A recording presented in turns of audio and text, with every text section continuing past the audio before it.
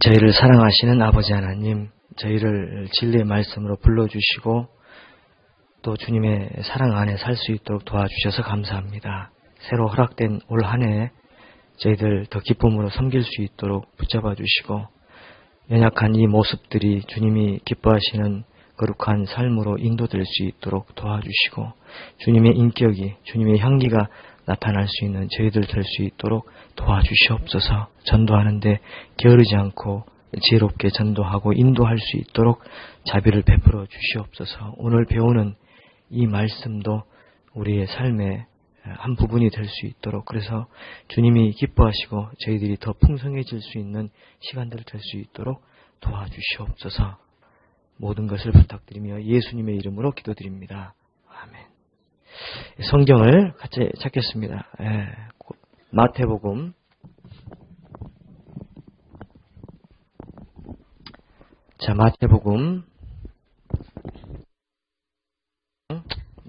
5장을 먼저 찾겠습니다. 마태복음 5장에 46절부터 48절까지 같이 읽으시겠습니다. 마태복음 5장 46절부터 48절까지입니다. 같이 읽으시겠습니다. 너희가 너희를 사랑하는 자를 사랑하면 무슨 상이 있으리요? 세리도 이같이 아니하느냐? 또 너희가 너희 형제에게만 무난하면 남보다 더하는 것이 무엇이냐? 이방인들도 이와 같이 아니하느냐? 그러므로 하늘에 계신 너희 아버지의 온전하신 것 같이 너희도 온전하라. 오늘의 주제의 말씀은 전도와 성화의 방법론적인 접근입니다.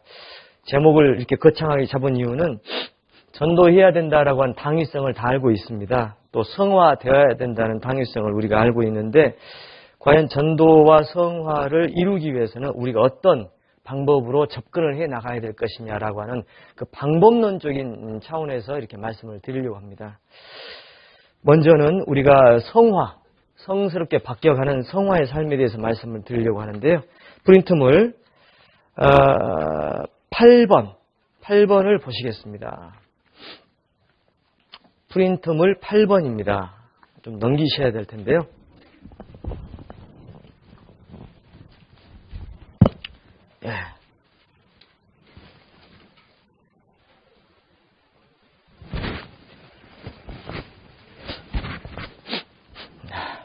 프린트물 8번, 성화의 필요성. 자, 1번부터 4번까지 큰 제목만 한번 읽어보겠습니다. 죄의 영향력에서 완전히 벗어나 전인적인 구원을 실현하기 위해 남겨진 죄의 기제를 통해 악함과 약함을 알고 하나님을 의지하기 위해 남겨진 죄의 기제를 버려 임재의 조건을 충족해 하기 위해 그리스도의 인격을 본받아 하나님의 창조 목적을 드러내기 위해 성화가 필요한 이유는 이렇게 4가지로 압축할 수가 있다. 첫 번째는 죄의 영향력이 구원을 받았지만 여전히 있습니다. 그래서 이 죄의 영향력에서 완전히 벗어나서 전인적인 우리의 지식도, 우리의 감정도, 우리의 의지도 그런 전인적인, 그리고 우리의 육체까지 나중에 영화되는 데까지 구원을 실현하기 위해서 우리는 성화돼야 된다, 이렇게 말씀을 드릴 수 있죠. 구원받았지만 죄의 형벌에서 면제받은 거지 죄의 영향력은 그대로 있지 않습니까? 그래서 우리는 성화돼야 되는 것이죠. 그리고 남겨진 죄의 기제를 통해서 악함과 약함을 알고, 그래서 더욱 하나님을 의지할 수 있기 위해서 우리가 성화돼야 되겠습니다. 왜 우리에게 죄의 영향력이 있고 또 남겨진 기질들이 있을까? 그것은 어떤 초월적인 의미에서 하나님이 그런 남겨진 우리의 모습들, 약한 부분, 악한 부분, 약함이 틀리고 악함이 틀리다는 거 아시죠? 악한 것은 악한 거고 약한 것은 약한 건데 점 하나에 따라서 의미가 굉장히 틀려지죠. 우리는 악할 수도 있고 약할 수도 있어요. 때로는 약하는 거지 악한 건 아니죠. 때로는 악한 거지 약한 건 아니죠. 근데 우리는 기본적으로 약합니다. 두 번째로는 죄의 성품이 남아있기 때문에 또 기본적으로 악하죠. 그래서 우리는 악할 뿐더러 약한 존재지 않습니까? 그래서 이런 모습 속에서 하나님을 의지하기 위해서 사사기서 2장 22절을 보시면은 같이 읽어보십니다. 이는 이스라엘이 그 열조에 지킨 것 같이 나 여호와의 도를 지켜 행하나 아니하나 그들로 시험하려 함이니라 하시니라. 그 열국을 머물러 두사 속히 쫓아내지 아니하시며 여호수아의 손에 붙이지 아니하셨음이 이를 인함이었더라.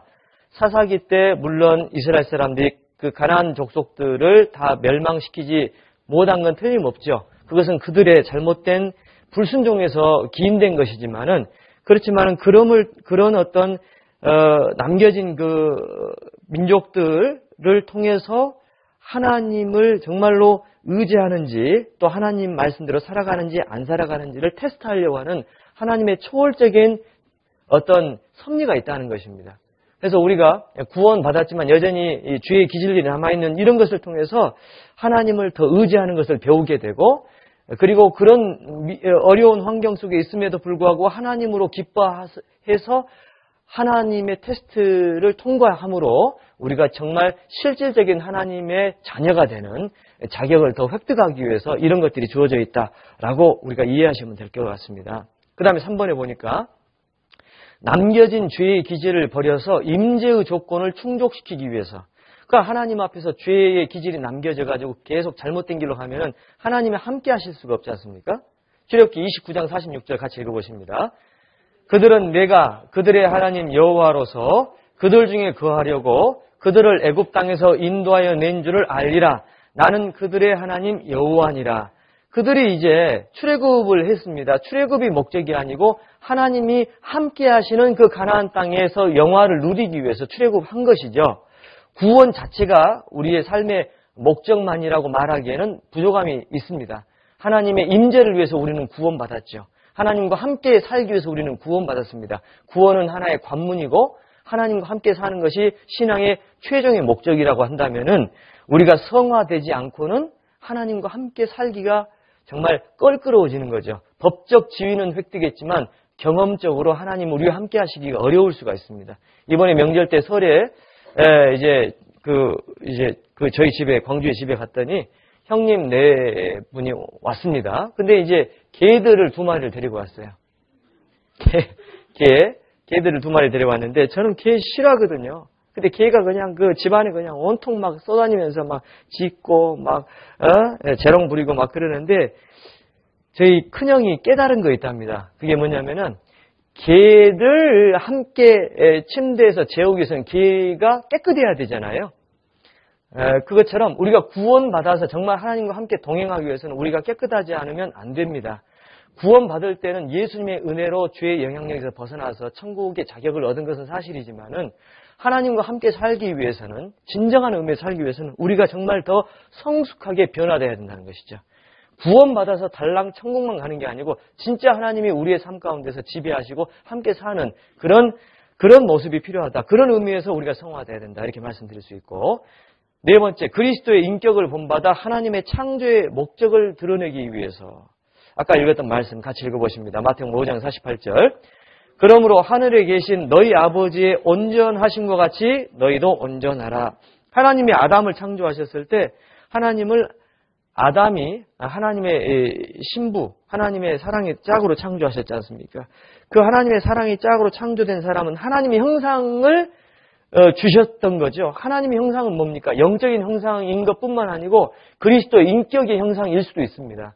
하나님의 형상, 영적인 어떤 형상뿐만 아니고 그리스도, 그분이 우리를 창조하신 최종의 그분을 닮아가는 것이 우리를 창조하신 최종의 목적이죠. 그래서 성화되는 것은 너무나 중요한 우리에게 도전을 주고 있다. 구원받은 게 중요하지만 우리가 자라가는 거, 성숙해지는 건 더 중요하죠. 학교에 들어가는 것이 중요하지만은 공부하는 것이 더 중요합니다. 결혼하는 것이 중요하지만은 사랑하며 사는 것은 더 중요한 것이죠. 구원받은 것이 중요하다면은 하나님과 함께 사는 것이 더 중요하고 그걸 위해서 우리가 성화돼야 된다라고 말씀드릴 수 있는데요. 성화를 방해하는 것들이 있습니다. 그게 죄성이잖아요. 따라해보시죠. 죄성. 영어로는 sinful nature라고 합니다. 우리 안에 있는 본성이죠. nature. 근데 simple 뭐예요? 죄를 지을 수밖에 없는. 그런 심플 네이처가 있다라고 하는 겁니다. 홀리 네이처가 아니고 거룩한 본질이 있는 게 아니고 심플 네이처가 있다는 것이죠. 이런 죄성들이 왜 있을까? 유전학자들은 유전자의 특질에 따라서 사람의 기질이 좌우된다. 이렇게 말하는 사람들은 리차드 도킨스라고 하는 만들어진 하나님을 그 책을 쓴 리차드 도킨스라는 유명한 사람이 있지 않습니까? 이 사람을 비롯한 대부분의 유전학자들이 사람의 특성은 그 사람의 유전자에서 나온다. 실제로 유전자의 특질 때문에 사람의 성격이 정해지는 것은 틀림없습니다. 예를 들어서 다혈질이라고 하는 사람은 그런 유전자를 가지고 있는 것이고 담즙질이라고 하는 사람도 그런 유전자를 가지고 있는 것이죠. 근데 그런 유전자를 몰랐던 고대인들은 그것을 기질론으로 말했던 것이죠. 그 사람의 피가 좀 많다 그러면 다혈질로 표현을 한 것이에요. 그런 피가 좀 많게 보여지는 사람들은 다혈질이고 그 다혈질인 사람들은 화를 버럭버럭 잘 낸다. 예, 한번 따라해 보시겠습니까? 버럭. 조금 리얼하게 버럭. 우리 버럭 화를 내야죠. 이 다혈질적인 담즙질은 뭡니까? 버럭 화를 내지는 않죠. 담즙질은 절대 화를 내는 법이 별로 없죠. 그냥 가는데 원칙이죠. 틀림없는 일이죠. 그러나 정이 좀 없습니다. 담즙질입니다. 그래서 이 기질론으로 설명하는 사람들이 있고요. 또 환경적인 어떤 해석을 하는 사람이 살고 있는 환경에 따라서 성격이 틀려지는 거 아니냐. 성선설, 성악설. 거기서 이제 환경적인 이야기들이 나오지 않습니까? 또는 이원론적인 해석들이 나오죠. 헬라 철학의 영향을 받아서 육체는 악하고 영은 선한데 그 영이 육체 속에 들어가서 그 영도 더럽혀졌다라고 말하는 그런 이원론적인 이야기를 하게 되는 것이죠. 근데 성경은 뭘 얘기하고 있습니까? 표면적으로는 그것이 유전자의 결함일 것처럼 보일 수도 있고 또 어떤 환경적인 영향력을 받아서 그 사람의 그 어떤 특질이 아주 많이 이렇게 왜곡될 수 있고 나빠질 수는 있을지는 모르지만은 사실은 그것은 표면적으로 보이는 것이고 진정한 의미로서 내면적으로는 죄의 기질이 유전되고 있다는 것이고 그 죄의 기질 안에 사탄의 영향력이 함께 있다는 것입니다. 그러니까 과학자들은 그런 영적인 부분들, 죄의 기질이라든지 사탄의 영향력이라든지 그 다음에 개인의 의지로 범죄하는 그런 개인의 의지적인 그런 타락을 이해하지 못하기 때문에 그 사람이 어떤 유전적인 결함이다, 환경적인 영향이다, 어떤 기질이다, 이원론이다 이렇게 설명하는 것이죠. 그래서 이렇게 설명하긴 하지만은 그러나 그들의 말이 표면적으로까지 틀린 건 아니라는 거예요. 예? 무슨 얘기인지 아시겠어요? 표면적으로까지 그들의 분석이 틀린 건 아니에요.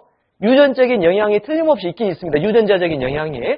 그러나 그건 표면적인 이유일 뿐이지 실제적인 것은 죄의 기질이라는 것이죠. 그 내면적으로 흘러가는 죄의 기질이 있고 그 다음에 사탄의 영향력이 있고 우리의 범죄의 의지가 있다. 그런 의미에서 우리는 많은 경우 실수하게 되고 여전히 죄를 부둥켜 안고 있게 되고 그래서 우리가 이런 것들을 극복하고 성화돼야 되지 않겠냐. 그럼 유전적으로 말하는 사람은 어떻게 합니까? 그건 불가능하다. 유전자를 바꾸지 않는 한 그 사람의 성질이 바뀌지 않는다라는 것이에요. 기질론을 말하는 사람은 뭐라고 얘기하는 겁니까? 그 기질이 바뀌지 않는 한 이제 그 사람이 성화될 수 없다고 말하는 것이죠. 이원론을 말하는 사람은 뭐라고 말합니까? 그 사람이 죽지 않는 한 그 사람이 범죄를 그칠 수 없다는 것이죠. 죽어서 영혼이 분리되지 않는 한 이게 안 된다는 것이죠. 잘못된 원인을 잘못된 그 분석을 하게 되면은 잘못된 처방이 나오는 것이죠. 근데 우리는 그걸 얘기하는 게 아니죠.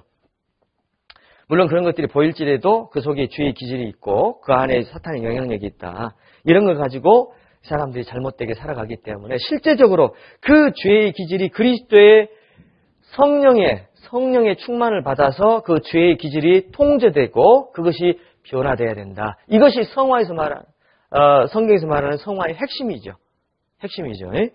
그래서 그렇게 된다면은 성화를 우리가 어떻게 이루어갈 수 있을까? 10번입니다. 자, 큰 글자로 이 버튼 안에 있는 큰 글자로 이렇게 있는데요. 네, 한번 같이 읽어보시겠습니다. 역임, 공급, 훈련, 강구, 체험, 열매. 자, 역임이라는 게 있어요. 우리가 어떤 경우에서는 성화되기 위해서 우리가 노력하고 우리가 결심하는 것을 생각할 수가 있습니다. 그러나 그것이 다가 아니죠. 그게 필요한 건 맞지만 그게 다가 아니에요. 기본적으로 역임이 필요하다는 거죠. 그 역임 안에 작은 글씨로 몇 가지가 있는데요. 제가 읽어볼게요. 침례의식, 신전의식, 종말의식, 지체의식, 청지기 정신. 이런 것들을 우리가 깨닫고 그것을 지속적으로 그걸 여겨가야 된다는 것입니다. 깨닫고 단 한 번의 경험이고 그것을 지속적으로 여겨가야 돼요. 그것은 지속적인 우리의 어떤 노력으로 가능한 것이에요. 이 두 가지가 다 있어야 됩니다. 깨닫고 여겨가야 된다는 거죠. 예를 들어서 이런 것을 깨닫고 여겨가지 않으면은 우리의 노력으로만 우리 죄 안 지어야 돼, 버럭하지 않아야 돼, 우리가 참아야 돼, 인내해야 돼 이렇게만 할 수가 있다는 거죠. 거기에는 한계가 있다는 것이죠. 그렇기 때문에 먼저는 내가 그리스도께서 십자가에 돌아가실 때 나도 죽었구나 라는 것이 마음에서 깨달아져야 된다는 것이에요. 그러나 그 깨달음이 한 번으로 끝나는 게 아니고 지속적으로 여겨져야 된다는 것이죠. 뿐만 아니고 신전의식도 마찬가지죠. 지금 내가 혼자 있는 게 아니고 하나님이 나와 함께 계시구나. 그래서 그 베델에서 야곱이 외로웠지만은 하나님이 함께 계시다는 것을 깨닫고 그 마음에서 든든함을 느끼고 마음에 어떤 경각심을 느꼈지 않습니까? 그런 깨달음이 있을 때 야곱은 결코 외롭거나 결코 방종적으로 살기가 어려워진다는 거죠. 그 한 번의 깨달음이 그런 깨달음들이 필요하다는 것이고 종말의식도 마찬가지죠. 우리가 결국에는 살다가 죽을 수밖에 없고 하나님 앞에 설 수밖에 없구나. 그렇다면 내가 지금 하는 모든 것들이 무슨 의미가 있을까라고 하면서 하나님의 서는 그날의 모든 것을 초점을 맞추게 된다는 거죠. 지금 그래서 기뻐하는 것을 별로 기뻐하지 않게 되는 거고 지금 슬퍼하는 것을 별로 슬퍼하지 않게 된다는 거죠. 왜냐하면 이 모든 것들은 지나가고 하나님 앞에 서는 그날이 가장 중요하니까요. 그걸 종말의식이라고 하는 것이고 지체의식은 뭡니까? 형제자매들이 나한테 잘못했다든지 함부로 했다든지 이렇게 할 때 막 불쾌한 마음이 들고 막 이렇게 되잖아요. 또는 어떤 분들이 교회 안에서 잘 쓰임을 받을 때 시기하는 마음도 생깁니다. 저는 생길까요? 안 생길까요? 저는 생깁니다. 누가 올라가면 이무열 목사님이 단상에 올라가면 서도숙 목사님이 단상에 올라가면 홍종일 목사님 단상에 올라가면 이 목사님 말할 것도 없고요. 저도 생깁니다. 그런 어떤 라이벌 의식 또 그런 시기하는 질투하는 마음, 어떤 상처받는 마음들, 이런 것들이 올라갈 때에 우리가 어떤 생각해야 돼요? 이렇게 하면 안 되지, 라고만 할 게 아니고, 우리가 하나의 지체인데, 우리가 그리스도 안에서 한 몸인데, 내가 정말로, 저분이 기뻐할 때 나도 기뻐해야 되고, 저분이 슬퍼할 때 나도 슬퍼해야 되는데, 왜 나는 저분이 기뻐할 때 나는 기뻐하지 않고, 저분이 슬퍼할 때 나는 슬퍼하지 않을까? 내가 이거 뭔가 잘못된 거 아닌가? 나는 왜 이 모양일까? 라고 하면서 지체의식을 쉽게 생각할 때 그런 잘못된 사상에서 벗어날 수가 있다는 것입니다. 자, 그게 지체의식이고 청지기정신도 마찬가지죠. 청지기정신. 마태복음 25장에 보니까 달란트를 주실 때 자기 소유를 다 맡기고 재능별로 달란트를 주셨다 그랬잖아요. 그러니까 자기 소유를 다 맡기셨지 우리 것이 아니라는 것이죠. 이게 청지기정신이잖아요. 우리는 쉽게 우리가 노동해서 우리가 돈을 벌었기 때문에 이것이 우리의 것이라고 생각하는 경향이 있죠. 그런데 성경은 비록 우리가 노동해서 벌은 그 돈이라고 할지라도 그 농산물이라고 할지라도 그것이 하나님이 맡긴 것이라고 하는 기본적인 청지기 정신에 대한 이야기를 하게 되죠. 이런 이야기를 듣게 되면 어떻게 됩니까? 나는 왜 내 것이라고 생각했을까 그동안. 지금 호주머니에 그 손을 한번 집어넣어 보세요. 뭐 잡히십니까? 뭐 없네. 저는 먼지밖에 없고요. 예, 뭐 잡히신지 모르겠습니다. 이게 딱 잡힐 때, 이거 주님 건데, 내가 주님 것을 지금 주님 것을 지금 쓰고 있구나. 이런 생각을 해야 된다는 것이죠. 이거 10분의 1을 바쳐야 되고 10분의 9는 내 것이다. 이게 아니고요. 이게 청지기 정신인데, 이렇게 여겨가는 것이 필요한데, 이것을 단지 여기는 것은 깨닫지 못한 것이에요. 깨달아야 돼요, 한 번은. 그리고 깨달아서 끝나는 게 아니고 지속적으로 여겨가야 돼요. 그 두 가지가 함께 있어야 된다는 거죠. 한번 따라해 보시죠. 깨달음, 여김. 어떤 분은 깨닫지 못하고 여기기만 하고 있어요. 어떤 분은 깨닫고 여기지는 않고 있어요. 둘 다 잘못된 것이죠. 둘 다 잘못된 것이에요. 깨달으셔야 돼요. 저는 저희 집사람을 보고 깨달았습니다. 깨달았습니다. 그 깨달음은 저로 하여금 결혼하게 만들었어요. 그렇죠? 저 자매를 사랑해야 돼. 누가 중매를 우리 위에 목사님들이 중매를 시켰으니까 저 자매를 사랑해야 돼. 그게 아니고 깨달은 거죠. 깨달음이 왔잖아요. 그러니까 자동이 되잖아요. 깨달음은 굉장히 중요한 신앙의 요인입니다. 깨달음이 필요해요. 나는 십자가에 못 박겠다라는 것이 정말 깨달음으로 와야 되고, 내 것은 내 것이 아니다라는 것이 깨달음이 와야 되고, 내가 지금 일희일비하는 모든 것이 무의미하다는 것, 이것은 결코 영원하지 않다는 것, 주님 앞에 서는 그날이 가장 중요하다는 것, 그게 정말 내 안에서 깨달아져야 되죠. 그리고 계속 지속적으로 여겨져야 되는 것이에요. 그것이 깨달음과 여김의 교리입니다. 아시겠죠? 무슨 말인지 지금 모르신 것 같은데. 아시겠습니까? 예.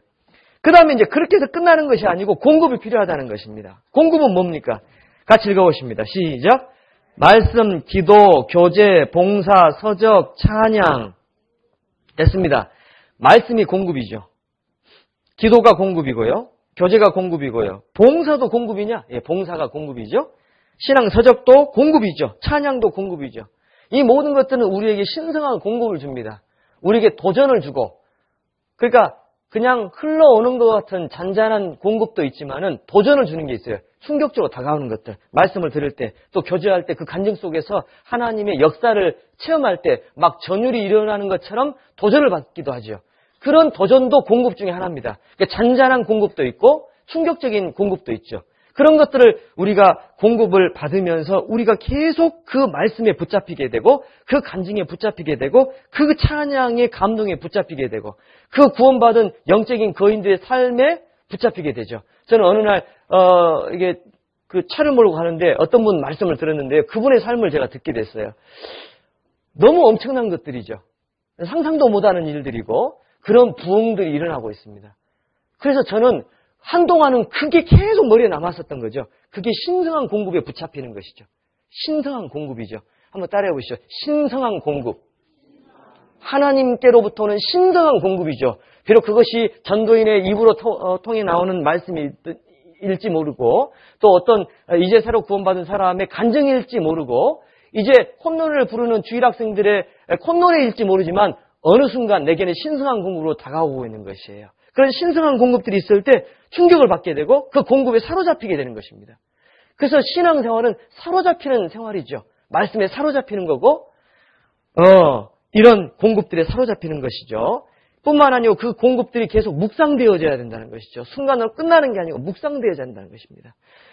그리고 이제 훈련되어져야 된다는 것이죠. 공급은 하나의 이제 외부에서 내게 들어오는 어떤 영적인 흐름이고요. 이제 그것이 정말 나의 신앙의 모든 것이 되기 위해서, 일부가 되기 위해서는 훈련이 필요하죠. 그 훈련은 승리만이 있는 게 아니고 실패가 있고, 그리고 그 실패를 야기시키는 실제적인 여러 가지 어려움들이 있죠. 교회 안에서 상처도 있을 수 있고, 그 다음에 이단의 핍박, 이단 시비의 핍박이 있을 수 있고, 봉사를 했을 때 이제 자기 의에 도취했다가 자기 의가 깨지는 그런 훈련일 수도 있고, 그리고 자기 시기를 붙잡고 있다가 그 시기가 될 때까지 하나님이 주시는 응답을 보지 못하고 스스로 넘어졌다가 회복되는 회복의 훈련이 될 수도 있고요. 그런 여러 가지 훈련이 있을 수 있죠. 우리가 신앙 프로그램이 있습니다. 뭐 신앙 세미나, 뭐 신앙 수련회 여러 가지가 있지만은 그런 신앙 수련회나 신앙 세미나가 신앙 훈련을 대체할 수는 없습니다. 그런 신앙 세미나는 신앙 훈련을 신앙 훈련답게 하기 위한 보조 수단일 뿐이지, 이런 훈련은 평생 주님 앞에 갈 때까지 우리의 삶을 통해서 받아가야 되는 것이죠. 아직은 졸업할 수가 없는 것이죠. 그리고 그 훈련뿐만 아니고 이제는 하나님 앞에 간구하는 간구가 필요합니다. 간구. 왜냐하면은 내가 그냥 공급받고 내가 훈련받아서 내 삶이 바뀌지 않거든요. 그것으로는 불충분하다는 것이죠. 주님이 지배하셔서 우리를 충만케 하시고 내적으로 우리의 삶을 지배하실 뿐더러 외적으로도 인도하시는 그러한 환경이 주어져야 되기 때문에 우리는 부단히 하나님 앞에 간구해야 됩니다. 성경은 부르짖음이다 이렇게 표현하고 있습니다. 따라해 보시겠습니다. 부르짖음. 부르짖는 게 필요하죠. 부르짖었더라. 부르짖었더라. 하나님 앞에 부르짖는 간구가 필요하지 않겠나. 그런 부르짖음이 있을 때에 하나님의 역사가 보여진다는 것입니다. 엘리야, 그가 7번 기도했잖아요. 얼마나 영적으로 성숙한 그리스도였지만 그는 6번째까지 기도했지만 하나님의 응답이 안 왔습니다. 부르짖었을 때 하나님의 응답이 오게 되는 것이죠. 그래서 이렇게 부르짖는 부르짖음들이 우리에게 필요하다. 그리고 이렇게 강구할 뿐더러 이제 이 강구했던 그런 것들이 우리의 삶에 정말 적용될 때 하나님이 이렇게 인도해 가시구나 하는 것을 체험하게 되죠. 다윗이 하나님께 기름 부음 받고 하나님 앞에 쓰임을 받긴 받았지만은 그가 상당히 시간이 지난 뒤에 하나님 앞에서 정말 왕으로 세움 받았다는 것을 비로소 깨달았다는 구절이 성경에 나오죠. 비록 그들이 다윗이 하나님께 부름 받았고 그리고 하나님이 일을 하고 있지만 그는 여전히 어떤 시기가 오기 전까지는 그가 하나님의 왕으로 부름 받았다는 것을 깨닫지 못했던 것이죠. 어느 순간 그는 문득 하나님이 나를 왕으로 세우시고 계시구나 라고 하는 하나님의 인도하심을 깨닫게 되는 거죠. 그렇죠? 그런 깨달음이 있을 때 다윗은 더 다윗다워질 수가 있는 것입니다. 어땠습니까? 사도행전에 보니까 이제 베드로가 감옥에 들어가니까 부지런히 기도했죠. 근데 베드로가 감옥에 있을 때 부지런히 온 교회가 기도했는데 베드로가 진짜 풀려 나왔잖아요. 베드로가 이제 문을 두드렸습니다. 이제 계집종 로데가 와서 문을 열어보니까 베드로였습니다. 깜짝 놀랐죠. 그래서 베드로가 왔습니다 했더니 믿었습니까? 안 믿었습니까? 그들은 기도했지만 안 믿은 것이에요. 잘 들어보세요. 그들은 기도했지만 여전히 하나님을 믿지는 못하고 있었던 거예요. 그런데 정말 베드로를 봤을 때 어떻게 됐을까요? 우리가 정말 기도했는데 진짜 들어주시네? 자기들은 기도했지만 하나님이 들어주실 거라고 생각을 하고 기도했지만은 진짜 이렇게 빨리 들어주실 거라고 생각 못했죠. 그 베드로를 봤을 때 깨달음이 생겼겠죠. 하나님이 정말로 들어주셨구나. 그들의 신앙이 더 깊어지는 것입니다. 그들의 신앙이 더 깊어지는 것이에요. 이것을 신앙적인 체험이라고 하는 겁니다. 이런 체험들이 많아질 때에 우리의 신앙은 더 하나님과 가까이 되게 되고 우리는 더 성숙하게 되고 우리는 더 세상의 풍파에 대해서 흔들리지 않게 되는 것입니다. 그것을 꼭 기억을 해보시면 좋겠습니다. 그런 체험들이 계속 연결되면서 강구가 연결되면서 훈련이 연결되면서 공급이 연결되고 역임이 연결되어질 때 열매가 이루어져 간다. 열매, 인격의 성숙입니다. 전도의 열매입니다. 그 다음에 육체를 쳐서 복종시키는 헌신의 삶이 이루어지는 것이죠. 열매는 세 가지가 있죠. 인격의 성숙, 전도의 열매, 그 다음에 어떤 헌신, 자기를 하나님과 진짜 드리는 그런 헌신들. 그래서 성화의 방법을 이렇게 요약할 수 있습니다. 여기시고 공급받으시고 훈련받으셔야 되고 강구하셔야 되고 체험하셔야 되고 열매 맺어야 된다. 그런데 문제가 뭐냐면 어떤 경우는 역임이 없어요. 공급만 있고요. 어떤 경우는 공급은 없습니다.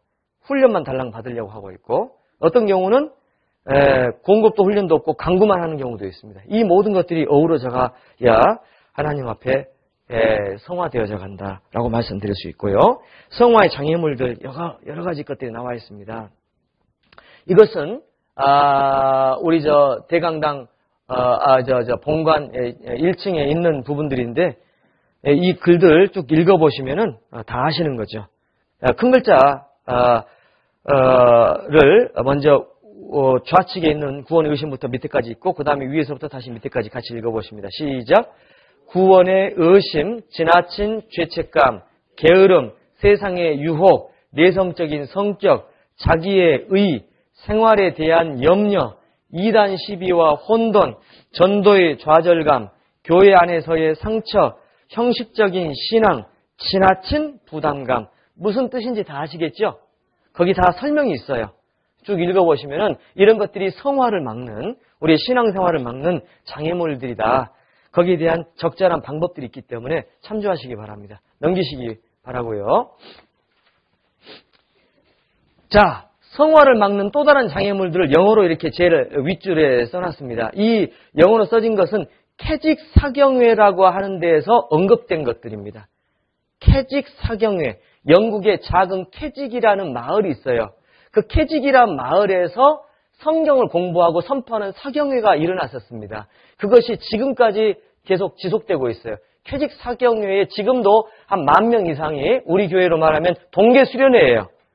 우리로 말하면 동계수련회가 여전히 일어나고 있는데 지금 캐직 사경회는 이제 타락한 영국 기독교에 이제 남아있는 소수의 그리스도인들 그리고 형식적인 그리스도인들이 모여지는 어떤 그런 혼합된 모습인데요. 옛날에 캐직 사경회는 거의 많은 경우가 구원받은 그리스도인들로 이루어졌던 겁니다. 우리가 잘 아는 앤드류 머레이라고 하는 유명한 그리스도인. 그게 캐직 사경회 출신이에요. 남아프리카의 영적 지도자라고 일컬어지는 앤드류 머레이, 유명한 분입니다. 이분이 쓴 책이 굉장히 많이 있죠. 저도 그분 책을 많이 읽었었는데, 이런 캐직 상경회에서 뭐 다 많은 얘기는 아니겠죠. 그렇다고 해서. 그런 많은 이야기들이 나오는데 이런 것들을 얘기합니다. 한글로만 읽어봅니다. 같이 읽어보십시다. 자존함, 자기 도움, 자기 만족, 자기 의지, 자기 추구, 자기 방어, 자기 영광. 하나하나 뜯어보면 다 우리 얘기하고 있는 것 같아요. 우리는 우리의 영광을 셀프 글로리, 우리의 영광을 구할 때가 혹이 있죠. 항상 있는 건 아닙니다. 혹이 있습니다.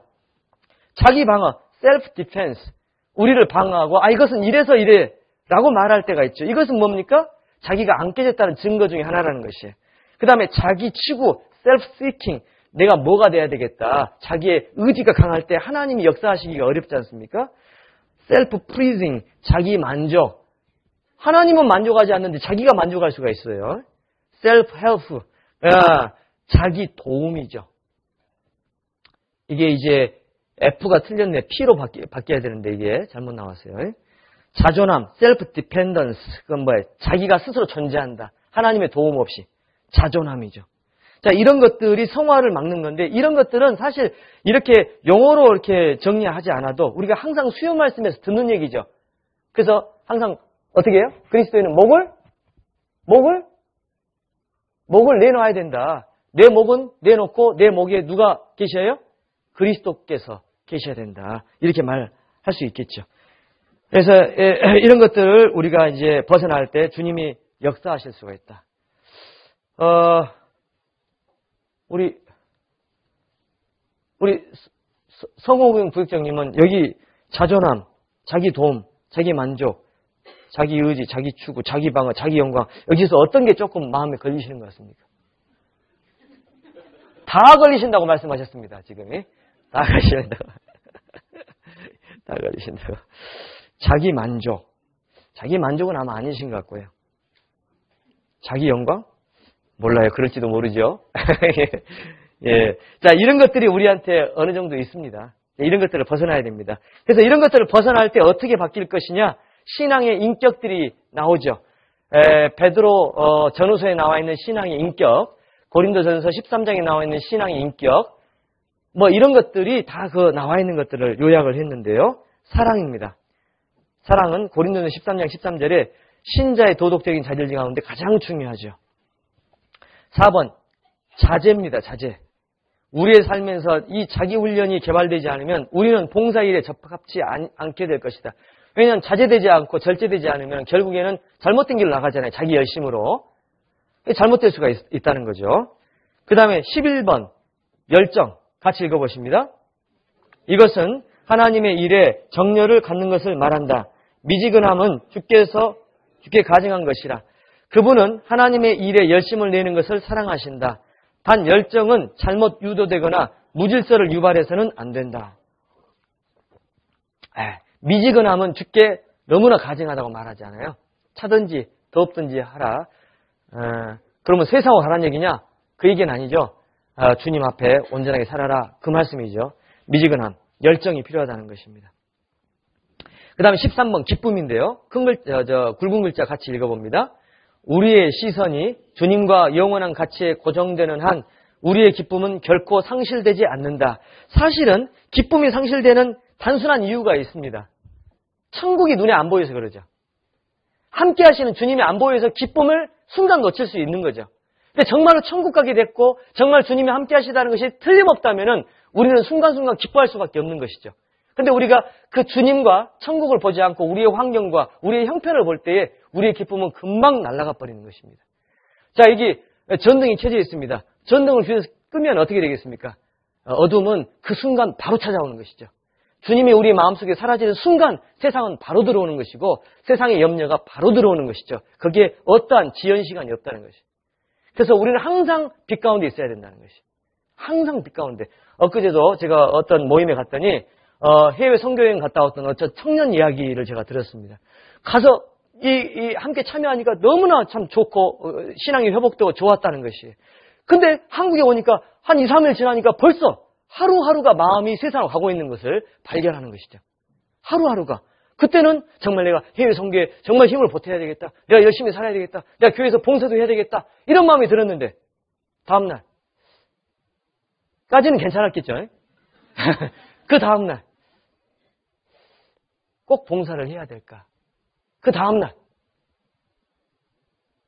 꼭 해외 선교에 힘을 보태야 될까? 이런 생각들이 조금씩 들어올 수 있겠죠. 저희들 또 전도연 수련회 가면요, 성령이 충만해서 옵니다. 성령이 충만해가지고 우리가 열심히 살아야지, 열심히 해외 선교에서 복음을 함께 전하면서 나가야지 하고는 오고 다음날 푹 커져가지고 있을 수가 있습니다. 전도인도 사람이니까요. 그래서 기억해 보십시오. 주님과 영원한 가치에 고정되는 한 우리의 기쁨은 결코 상실되지 않는다. 중요한 이야기죠. 꼭 기억하시면 좋겠습니다. 자, 그 다음에 다음 장을 넘겨보십시오. 13번. 성화에 관한 교파별 견해가 있습니다. 자, 웨슬리안주의라는 파가 있어요. 웨슬리안주의는 존 웨슬레가 만든, 성공의 목사로 있다가 구원받은 웨슬레 아시잖아요. 감리교의 창시자. 메소디스트라고 하죠. 왜 메소디스트라고 하냐? 이분들은 방법을 중요하게 생각했고 원칙을 중요하게 생각했습니다. 그래서 메소디스트라고 해요. 그만큼 철저히 하나님 앞에 헌신해서 살려고 했던 사람들이라 메소디스트라고 합니다. 따라해보십시다. 메소디스트. 영어로 메소드, 그것은 규칙, 방법, 그런 뜻이에요. 근데 메소디스트, 그러면 규칙론자, 원칙주의자, 방법론자, 그런 뜻입니다. 그러니까 하나님 말씀대로 철저하게 살려고 했던 그런 사람들을 메소디스트라고 비아냥거려서 말했던 것이에요. 그래서 그걸 메소디스트라고 불리워졌는데, 이 웨슬레는 어떻게 생각했냐면은, 그래프를 제가 그려보겠습니다. 이거 보면 잘 이해가 안 되실 거예요. 저 그래프를 보시면서 같이 얘기하겠습니다. 조금 어둡게 느껴지네, 여기가. 자, 요거는요, 자, 조금 이게 비틀어졌네요. 자,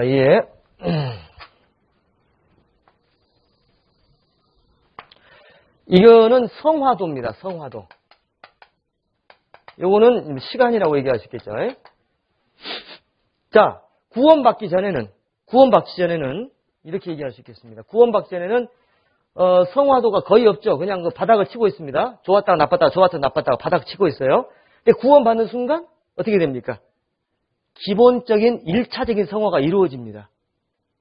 그러니까 단지 칭의라고 하는 거룩함을 얻는 것이 아니고 구원받는 순간 새로운 영이 들어오죠. 새로운 영이 들어오는 순간 뭐가 됩니까? 새 사람이 됩니다. 그렇잖아요. 그러니까 이것을 1차적인 성화로 보는 것이에요. 이게 1차 성화예요. 구원받는 순간 갑작스러운 성화가 이루어집니다. 1차적인 성화가 이루어져요. 예를 들어서 제가 82년에 구원받았거든요. 구원을 딱 받는 순간 세상 욕심이 뚝 떨어져 버려요.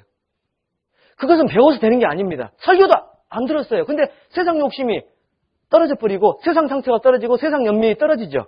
그건 배워서 되는 게 아니에요. 그건 1차적인 성화가 구원받는 순간 이루어지죠.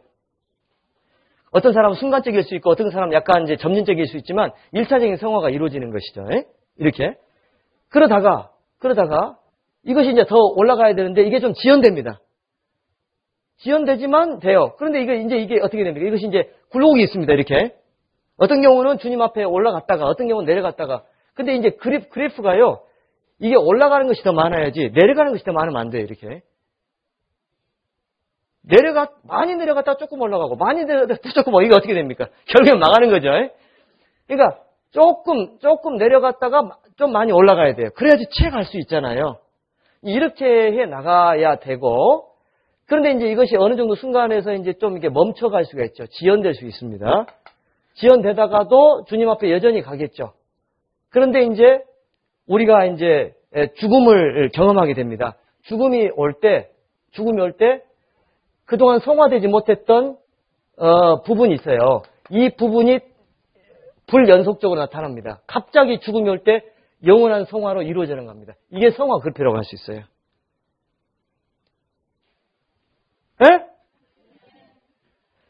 자, 보세요. 구원받기 전에는 이게 왔다 갔다 해요. 구원받기 전에는 뭐 좋았다가 기뻤다가 나쁜 일 했다 착한 일 했다고 하지만 이것은 주님 보실 때 전혀 성화가 아닙니다. 의인이 없다고 했으니까.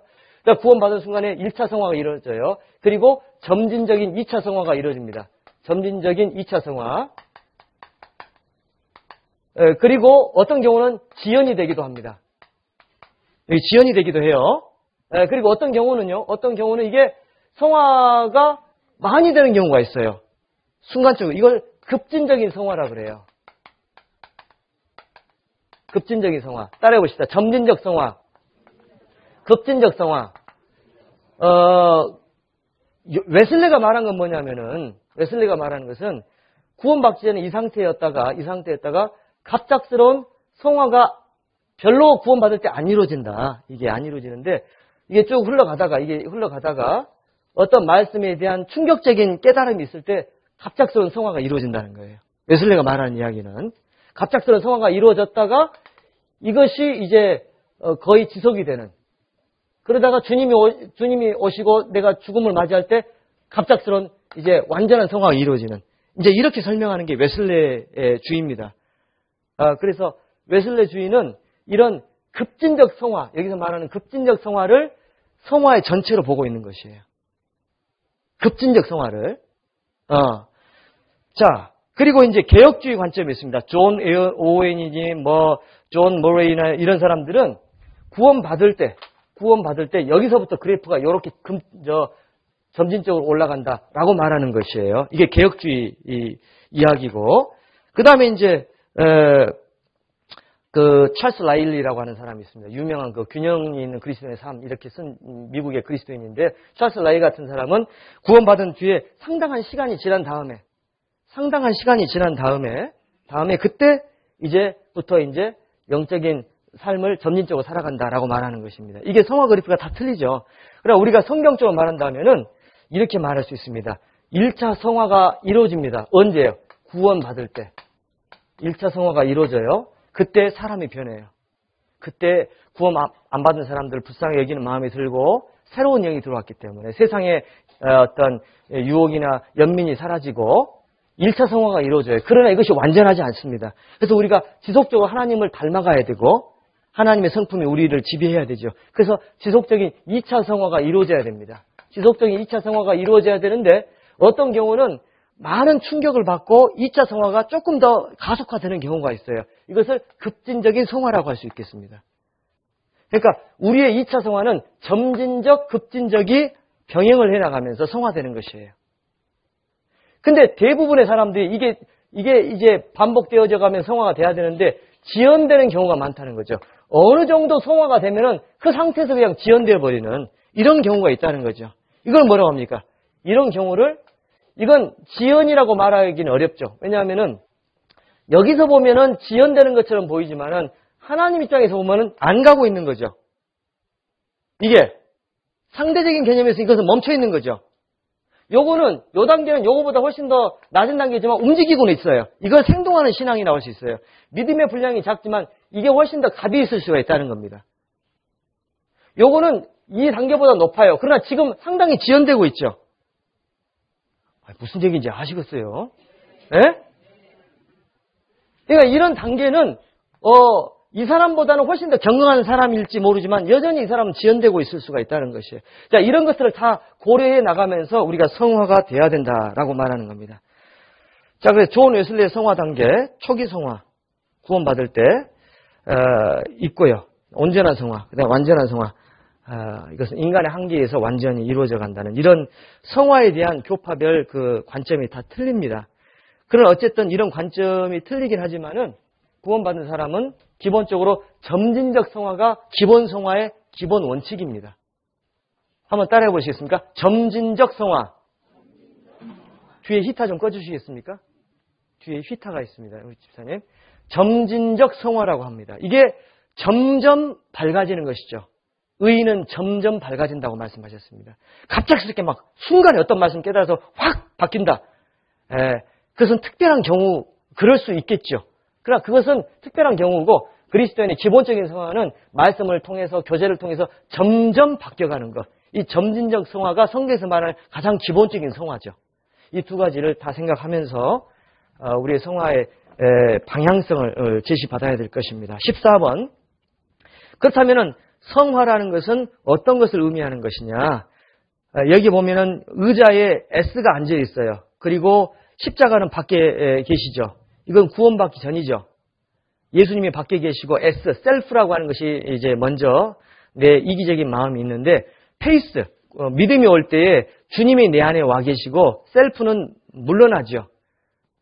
그런데 어떤 경우는 구원받았지만 주님이 여전히 물러나가 계실 수도 있다는 거죠. 그 그래프 이해가 되세요? 자, 이거 잘 무슨 얘기냐면 잘 보셔요. 여기 보면 이렇게 돼가지고 의자가 있는데 여기 보면 S는 나라는 것이고 요건 주님인데 구원받기 전에 주님이 내 밖에 계시는 거예요. 구원받으면 주님이 내 안에 들어오시죠. 근데 진짜 신앙이 성장되면 이 자리가 바뀐다는 거죠, 이게. 근데 구원을 받았음에도 불구하고 영적인 그리스도인이 아닌 사람들은 내가 여전히 주인이고 주님이 내 영역 안에 들어와 계시지만은 여전히 아웃사이더로 있다는 것이에요. 구원 안 받은 사람은 주님이 내 영역 안에도 들어와 안 계시는 거고요. 그 차이를 얘기하는 겁니다. 그래서 점점 자기 중심적인 그리스도인이 아니고 그리스도 중심적인 신앙으로 바뀌는 것이 성화에서 말하는 가장 최종의 단계고 그것을 좀 이성적으로 이렇게 논리적으로 설명하면 옆에 있는 단계입니다. 같이 읽어보십니다. 계단, 4개의 계단 시작. 욕심적인 그리스도인, 감정적인 그리스도인, 이성적인 그리스도인, 신실한 그리스도인. 먼저 구원받으면 여전히 육신적일 수 있죠. 나중에 조금 신앙 지나가면은 감정적으로 열심일 수는 있어요. 좋을 때는 열심히 하고 안 좋을 때는 열심히 안 하는 게 감정적인 그리스도인이고 이성적인 그리스도인은 좋든 안 좋든 감정이 휩싸이지는 않습니다. 그러니까 여전히 믿음보다는 이성이 휩싸이죠. 그 사람의 판단에 휩싸여서 열심히 할 수가 있어요. 이 사람은 감정적인 그리스도인보다는 낫고 육신적인 그리스도인보다는 낫지만 여전히 이성 속에 묻혀있는 것이죠. 이런 분이 바뀌어서 믿음으로 바뀌어야 된다는 것이죠. 그 신실한 그리스도인이다 이렇게 말할 수가 있습니다. 그래서 우리는 육신적인, 에서 감정적인, 에서 이성적인, 에서 신실함으로 나가야 된다. 이렇게 할 수 있는데 그렇게 하면서 되어지는 것들이 여러 가지 갈등이 생겨요. 자, 한 장 넘기십시다.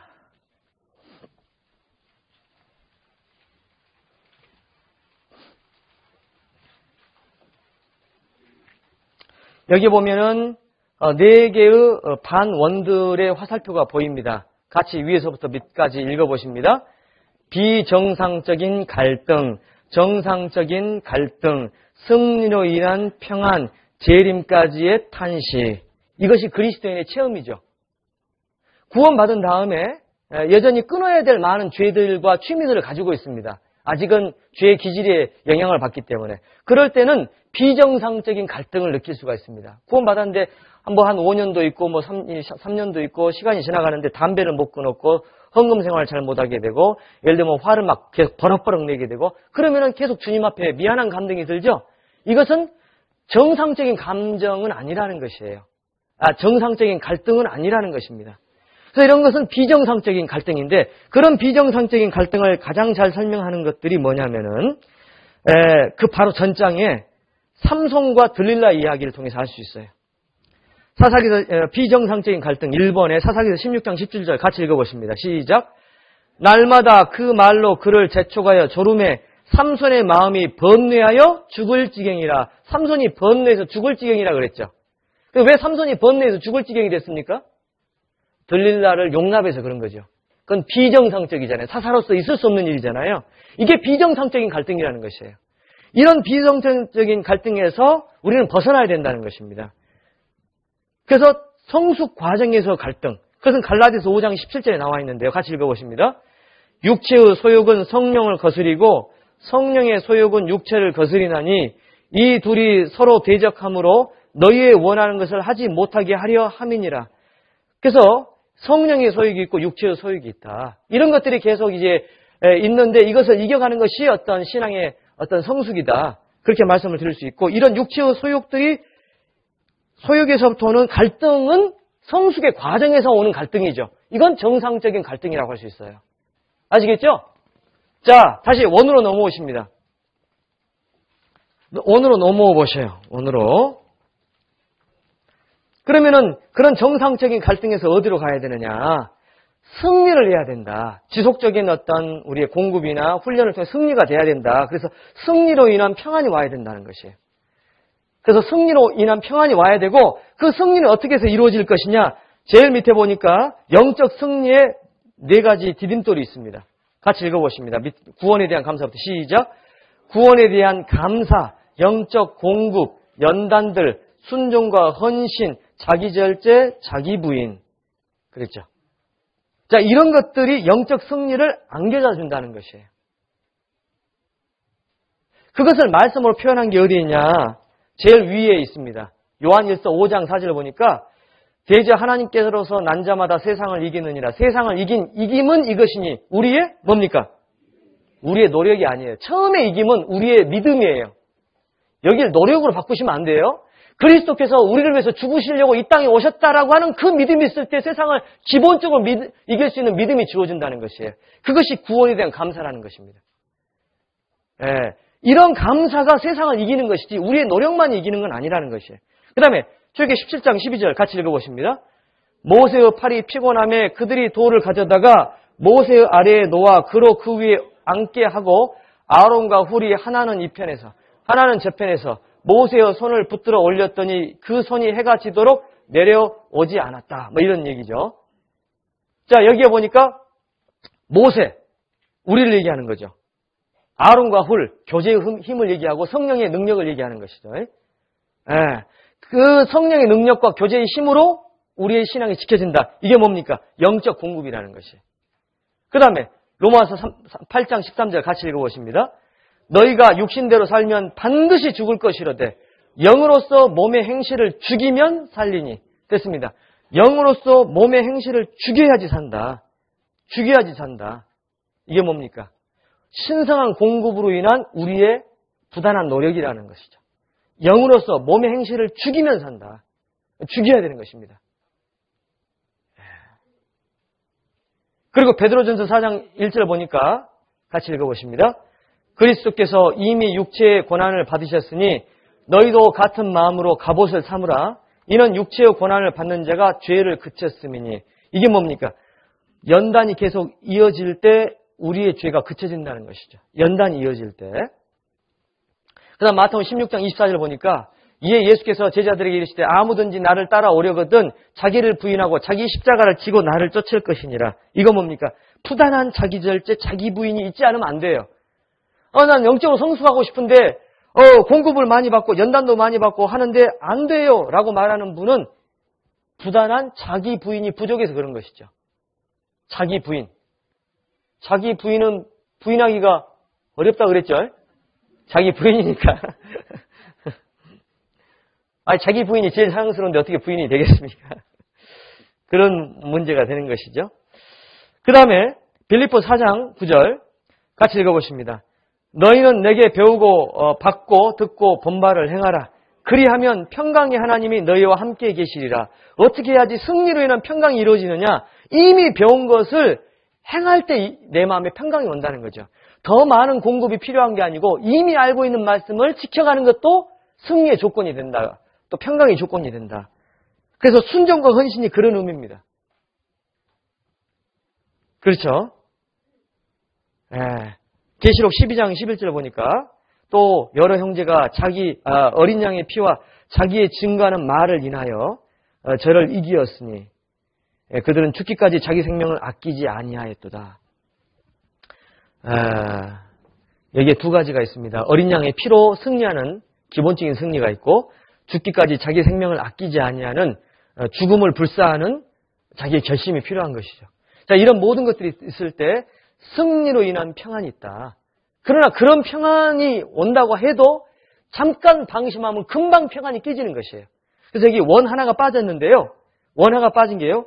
비정상적인 갈등에서 정상적인 갈등으로, 그 다음에 정상적인 갈등에서 승리로 인한 평안으로, 그 다음에 승리로 인한 평안에서 방심으로 인한 불평안으로.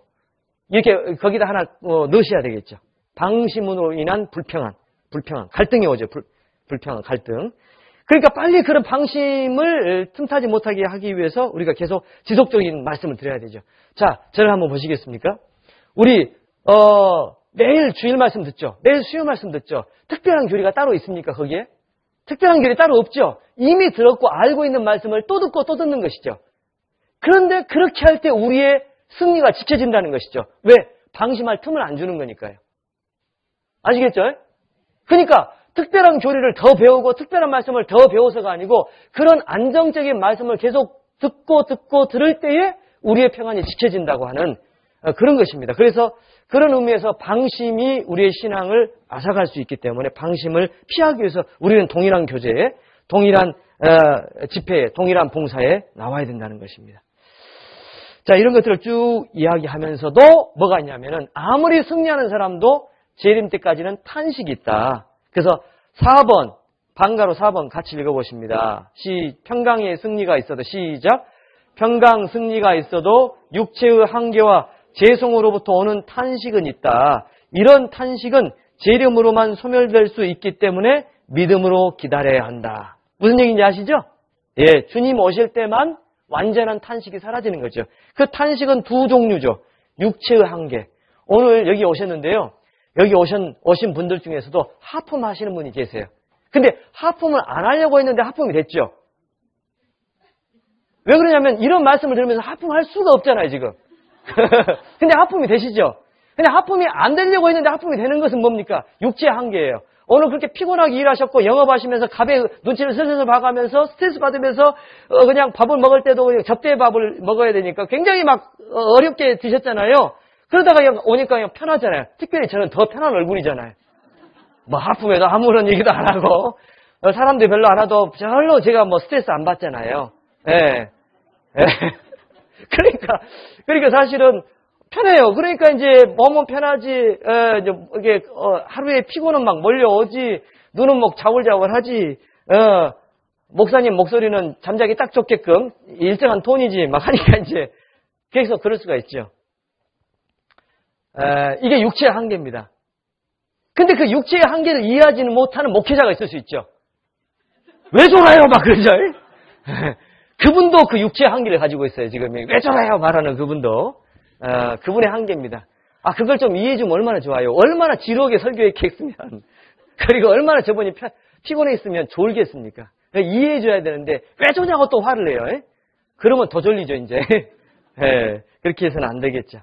어쨌든 간에 그런 어떤 육체의 한계가 있습니다. 아무리 신앙이 잘 성장해도 암 걸릴 수도 있고 또 이제 교통사고 나서 어려울 수도 있고요. 또 저녁에 기도하다가 침 질질 흐르면서 잠잘 수 있어요. 저는 고3 때 주특기가 일어나면 아침이요. 옆에는 성경책이 있고 침 질질 흐르다가 하나님 무엇이 어쩌고 하다가 그냥 탁 쓰러졌어요. 일어나니까 아침이요. 주여 이 죄를 용서하소서. 그래도 하나님 기뻐하실 겁니다. 기도하려고 하는 마음이 귀하다는 것이죠. 그런 것들이 육체의 한계로부터는 탄식입니다. 그 다음에 죄성으로부터 오는 탄식이 있어요. 이 세상이 지겨운 이유는 세상이 너무 힘들어서가 아니고 내가 너무 악해서 너무 힘들잖아요. 그죠? 세상이 막 힘들어서 막 세상이 지겹습니까? 그건 아니죠. 세상은 그런 대로 살만해요. 타락을 해서 저주받은 세상이지만 그런 대로 견딜만 하죠. 근데 견딜 수 없는 게 있죠. 내가 나를 견딜 수 없어 하잖아요. 이제 주님이 오시면은 그 모든 것이 사라진다는 것이죠. 그러니까 얼마나 기쁘겠습니까? 육체의 한계도 사라지죠. 죄성도 사라지죠. 그때까지는 탄식이 있다는 것입니다. 근데 문제가 뭐냐면 그런 탄식을 이해하지 못하기 때문에 그 탄식을 해결해 보려고 하는 발칙한 발상이 생길 수가 있어요. 그걸 발칙한 발상이라고 할 수 있어요. 한번 따라합시다. 발칙한 발상. 그건 예수님이어야지 가능한 것이에요. 그래서 발칙한 발상이라고 말하는 것입니다.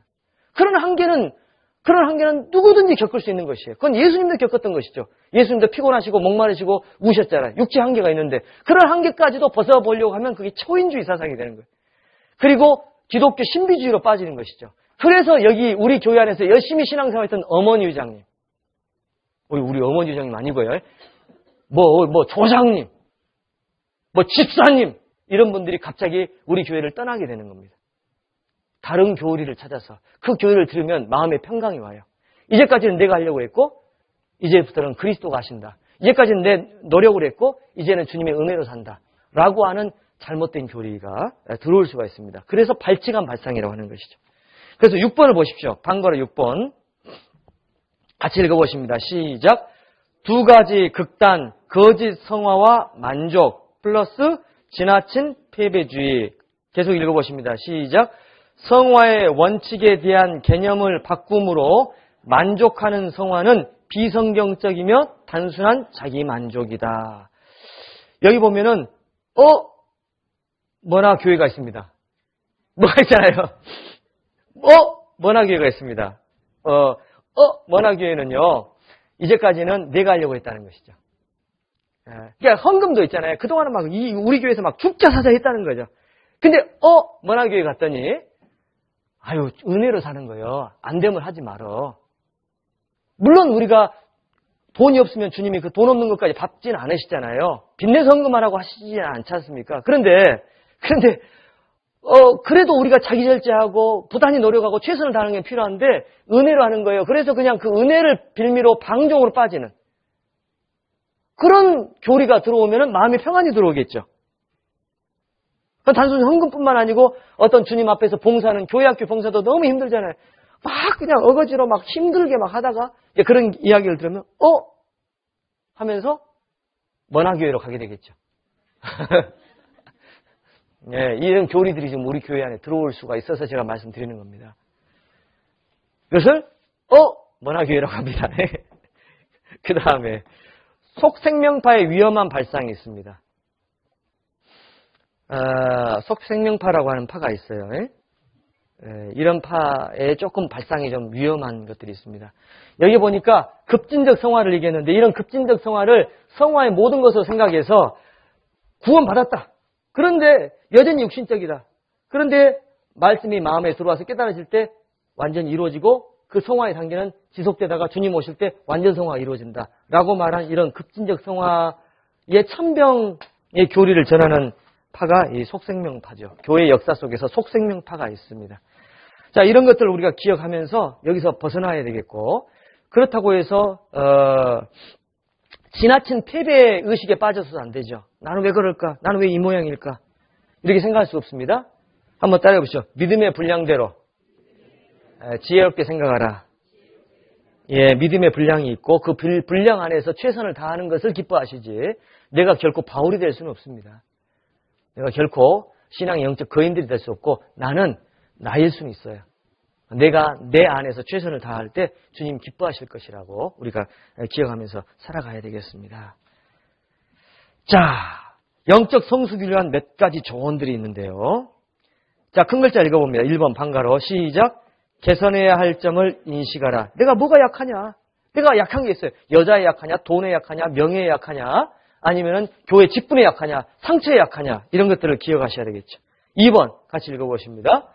예수님을 바라보라. 예수님을 바라보셔야 되죠.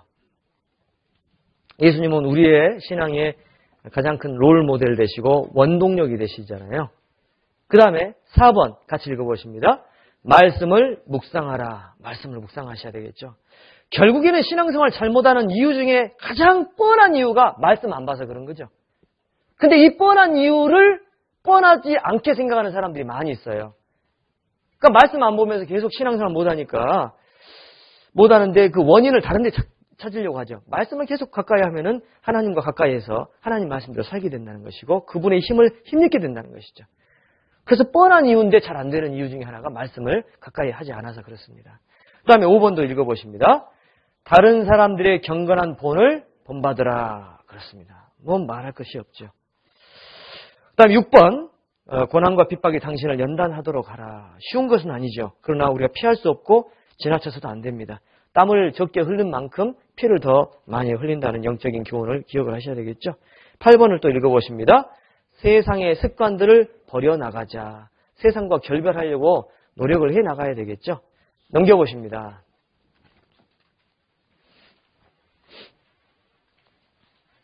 (11번) 같이 읽어보십니다. 지옥의 고통을 늘 생각하자. 지옥의 고통, 항상 우리가 어려움이 올 때마다 지옥이 얼마나 고통스러웠는데 내가 구원받았는지 그걸 생각을 하셔야 된다는 거죠. 그 다음에 13번 같이 읽어보십니다. 전도와 봉사에 매진하자. 최선의 공격은 최선의 방어일 수 있어요. 그래서 전도하고 봉사하는 사람이 타락할 수는 없지 않습니까? 전도하고 봉사하지 않으니까 타락할 수 있어요. 그 다음에 17번, 큰 글자 17번 보니까 영적 성숙의 단계를 설명하는 예표가 있습니다. 신앙의 영적 성숙을 가장 잘 설명하는 사람 중에 한 명이 야곱이죠. 야곱이에요. 야곱은 몇 가지 체험들이 있습니다. 그것이 베델의 체험이고 분이엘의 체험이에요. 두 가지 중요한 체험이 있습니다. 야곱에게 있어서. 베델의 체험은 임재하신 하나님을 깨닫게 한 체험이었다고 한다면은 분이엘의 체험은 자기 자아가 깨어지는 체험이죠. 이런 체험들이 야곱을 변화시키죠. 나중에는 야곱이 그의 딸이 강간을 당했습니다. 그럼에도 불구하고 형들이 올 때까지 분을 참고 있는 모습을 보게 되고 나중에는 이르면 이르리라 하면서 이제 베냐민을 놔주는 모습을 보죠. 완전한 자기 자아가 깨지는 것이죠. 야곱은 끝까지 남아있는 게 베냐민이었어요. 근데 하나님은 그 베냐민을 요구했잖아요. 그러면 이르면 잃게 되리라 하면서 내주죠. 어디서 많이 듣던 얘기죠. 죽으면 에스더가 했던 이야기, 야곱이 했던 이야기, 하나의 일맥상통한 이야기죠. 야곱의 체험은 결국엔 영적 성숙을 가장 잘 설명해 주는 것이고요. 방가로 4번 보니까 이제 아이, 청년, 아비, 뿌리, 줄기, 열매, 기초, 구둥, 보석을 꾸민 집들도 성화의 단계를 설명해 주고요. 방가로 3번 보면은 성막의 바깥들, 성막, 그 다음에 성소, 지성소 이런 단계가 신앙의 단계를 설명해 주고 있습니다. 여행으로 말하면은 애굽, 광야, 가나안이 신앙의 단계를 설명해 주고 있습니다. 여기 인물들 중에도 무비보셋이 있습니다. 무비보셋 있잖아요. 사울 왕족에 무비보셋이 있었습니다. 무비보셋이 사실은 죽을 만한 사람이었는데 그가 이제 하나님의 다윗의 은총을 받아서 살게 됐고 다윗과 함께 먹게 됐죠. 나중에 다윗이 망명을 갔다가 다시 돌아올 때까지 무비보셋은 어제 옷을 별로 빨지도 않고 수염도 깎지도 않고 그냥 막 참게 되죠. 근데 그 사람이 이 무비보셋이 억울함을 시바의 그 중상모략을 받아가지고 정말 그 억울한 일을 당하게 되잖아요. 근데 어떻게 말합니까? 무비보셋이 다 저로 가져가게 하소서 그러잖아요. 그가 원했던 것은 다윗에게로부터 오는 선물이 아니고 뭐였어요? 다윗이었습니다. 그 성화된 거잖아요. 무비보셋이. 죽음을 두려워했던 겁장에서 다윗을 갈망하는 그 삶으로 바뀌었잖아요. 이 무비보셋도 성화의 모습을 잘 설명해 주고 있습니다. 자, 그래서 이렇게 우리가 성화되어 가야 되는 그 신앙적인 그 팁들을 보면서 우리가 성화돼야 되고 이런 예표들을 보면서 우리도 이렇게 나가야 되겠다라고 말씀을 드리고요. 18번 기타 고려사항이 있습니다. 급진적 성화와 점진적 성화의 개념을 잘 이해하셔야 돼요. 아시겠죠? 성경에서 말하는 성화는 둘 중에 어디가 더 비중이 많습니까? 점진적 성화지 갑작스러운 성화가 비중이 있는 건 아닙니다. 그러나 그런 급진적 성화가 있을 수가 있어요. 예를 들어서 D.L. 무디도 2번 성령 충만을 받았다라고 하는 그런 이야기가 있고 찰스 피니도 그렇고 교회 역사 속에 수많은 그리스도인들이 먼저 한 번 구원받았을 때 성령이 임하고 그 다음에 하나님 일을 하면서 좌절하고 넘어질 때 다시 하나님의 능력이 임해서 하나님 일을 해나갔다고 하는 두 번째 성령 충만의 경험들이 나와요. 그것은 어떤 특별한 경험이다라고 말하기보다는 우리 속 가운데서 있는, 우리 삶 가운데서 있는 어떤 회복의, 신앙의 침륜에서 회복되는 그런 어떤 것들을 같이 설명해 주고 있는 것입니다. 자, 그래서 이런 것들이 있다는 걸 기억하시고요. 그 다음에 천성적인 온유함과 성령으로 변화된 인격이 틀리다는 것을 이해하셔야 됩니다. 무슨 얘기냐면 구원받기 전부터 좋은 사람 있죠? 구원받기 전부터 그 사람은 성품이 좋아요. 근데 이 사람은 원래 깡패였다가 구원받아가지고 상당히 변화된 거예요. 근데 상당히 변화됐지만 이 사람은 여전히 거칠 수 있죠. 상대적으로 변화의 폭은 이 사람이 훨씬 많고 이 사람은 변화된 것이 없죠. 구원 안 받았기 때문에. 근데 이 사람은 원래 좋은 것이죠. 상대적인 변화의 폭으로 볼 때는 이 사람이 훨씬 더 많고 이 사람은 거의 없지만은 기준으로 볼 때, 인간의 사람의 눈을 볼 때 이 사람이 더 온유하게 보여줄 수는 있죠. 덕스럽게 보여줄 수는 있죠. 근데 하나님은 누구에게 점수를 많이 주신다는 거죠? 에? 천성적으로 온유한 사람이에요? 변화된 사람이에요? 그걸 얘기하는 겁니다. 그러니까 지금 우리가 착각하시면 안 된다는 거죠. 내 옆에도 보면은 말이 좀 거친 그리스도인이 있을 수 있어요. 그렇죠? 그렇잖아요. 근데 그분이 그분이 윤 집사님 보면서 예를 들어보려고 했더니 말이 안 돼서 지금 말을 안 해라고 했는데 말이 거칠지 않으니까 유지사 보면서 좀 틈을 좀 잡아보려고 했더니 틈이 안 보여요, 지금. 그래가지고. 이게 천성적으로 좀 거친 분이 혹 계실 수 있지 않습니까? 근데 사실은 하나님 볼 때는 많이 변화돼서 저 모양이죠. 그렇잖아요. 많이 변화돼서 저 모양이에요. 근데 우리는 막 이렇게 속에서 막 우라통이 터지죠. 근데 하나님 보실 때는 그래도 귀한 종이잖아요. 왜? 그분은 많이 변화된 거예요. 그나마. 그것을 알아야 된다는 것이죠. 그래서 우리가 지금 그분의 상황만 볼 게 아니고 그분의 과정을 봐야 된다는 것입니다. 그럴 때 그분은 용납을 더 해나갈 수가 있다는 것이에요. 예? 예. 자, 됐습니다. 성화에 대해서는 이 정도로 말씀을 드리면 어느 정도 말씀드렸다고 볼 수 있겠습니다. 그래서 우리 성화, 주님과 함께 하기 위해서 우리가 성화는 너무나 중요하다라고 말씀을 드리게 될 수가 있겠습니다. 잠깐 쉬었다가 조금만 이 전도에 대한 이야기 말씀을 드리도록 하겠습니다. 너무 좀 빨리 왔어요. 조금 성화를 묵상하기 위해서 한 5분 쉬었다가 계속 말씀 증가하겠습니다. 방송실 마찬가지입니다. 어떻게 해야 될까? 불분명할 수 있습니다. 확인해줘야 되기 때문에 요건 이제 말씀을 드려야 되는데요. 제일 1페이지를 펴주시면 좋겠습니다.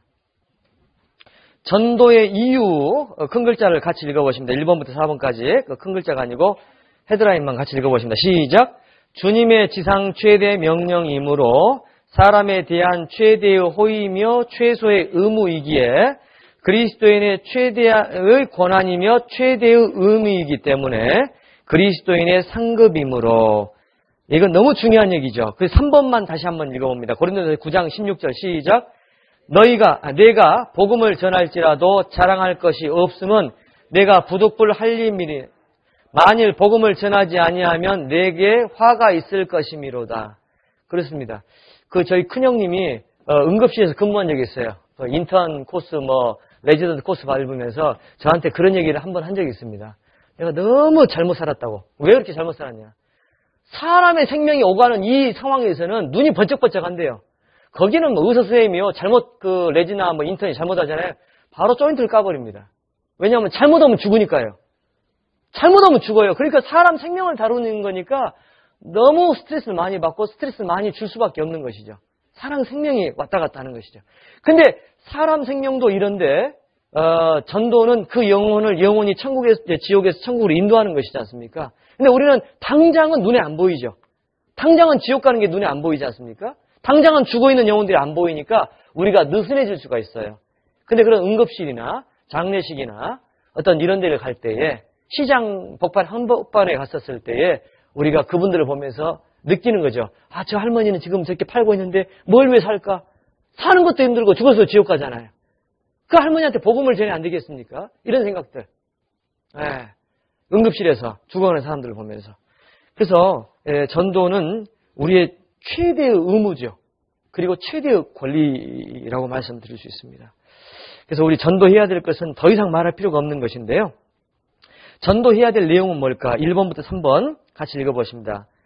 제목만 시작! 살아계신 하나님을 발견케 함, 죄인됨과 하나님의 심판을 발견케 함, 주님의 대속과 부활의 복음을 발견케 함. 그렇습니다.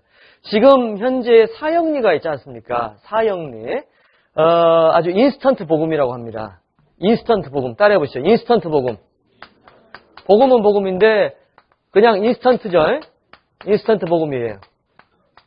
인스턴트 복음. 제가 캄보디아 갔을 때 통역하는 형제한테 엄청 화를 낼 적이 있었어요. 왜냐하면은 집회를 하는데 아주 준비가 안 됐거든요. 그래서 오늘은 복음 풀지 말고 증거해라. 죄를 얘기해라. 그렇게 얘기했는데 복음을 풀어버렸어요.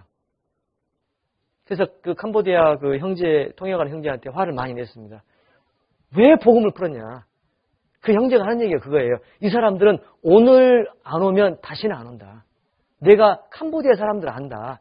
이 사람들 어제 한번 왔었다. 근데 오늘 또 어거지로 왔다. 내일까지 오기는 어렵다. 거의 100% 불가능이다. 그래서 복음을 풀었다 그랬어요.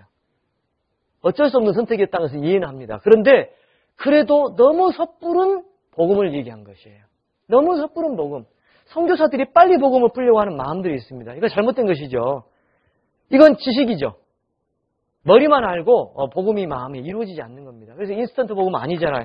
영접식 구원 인스턴트 복음은 아니다. 정말 살아계신 하나님 발견해요. 지금 제가 어떤 할아버지 한 분 지금 상담 중입니다. 아버님 한 분. 지금 몇 주째 가고 있냐면 거의 4주째 가고 있습니다. 뭐 띄엄띄엄 가긴 하지만 거의 4주째 한 달째 가고 있어요. 복음 풀기에는 아직도 안 돼요. 그러니까 그분이 너무나 몸이 안 좋아졌다면은 돌아가실 수밖에 없다면은 할 수 없이 복음을 풀어야죠. 그때는. 근데 지금은 복음 풀 상황이 아닙니다. 오늘 또 가서 말씀을 드렸더니 좋으셔요. 딱 끝나니까 확 풀려요, 몸이. 신기하더라고요. 어떻게 저렇게 될 수 있을까? 자매님이 어때요? 아버님 말씀 들어요? 막 물어보는데 할 얘기가 없어요. 집중력이 떨어집니다. 라고 말했지만은 집중력이 아니고 좋으셔요. 왜 좋으실까요? 안 들리는 거예요. 왜 안 들려요? 지옥이 정말 있다는 것을 아직도 못 깨달은 것이에요. 그러면 어떻게 복음 풉니까? 심각성이 없는데. 그래서 안타까운 마음을 가지고 나왔는데요. 우리는 최선을 다할 뿐이에요. 최선을 다할 뿐입니다. 그래서 우리는 전도를 해야 되겠습니다. 그래서 3번, 전도는 어떻게 해야 되겠는가?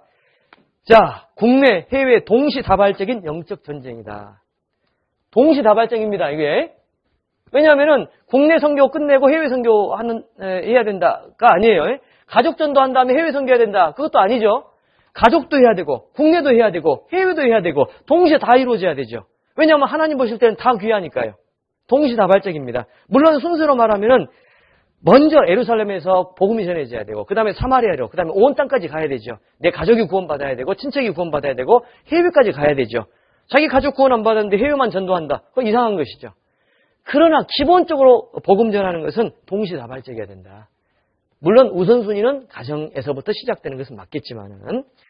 자, 그래서 이렇게 동시다발적으로 하면서도 우리는 효율성을 고려하지 않을 수가 없다. 3번, 방가로 3번, 마태복음 10장 11절 같이 읽어보십니다. 아무 성이나 촌에 들어가든지 그 중에 합당한 자를 찾아내어 너희 떠나기까지 거기서 머물라. 합당한 자가 있어요. 효율성을 보실 필요가 있습니다. 다 전해야 되지만 효율성을 봐야 됩니다.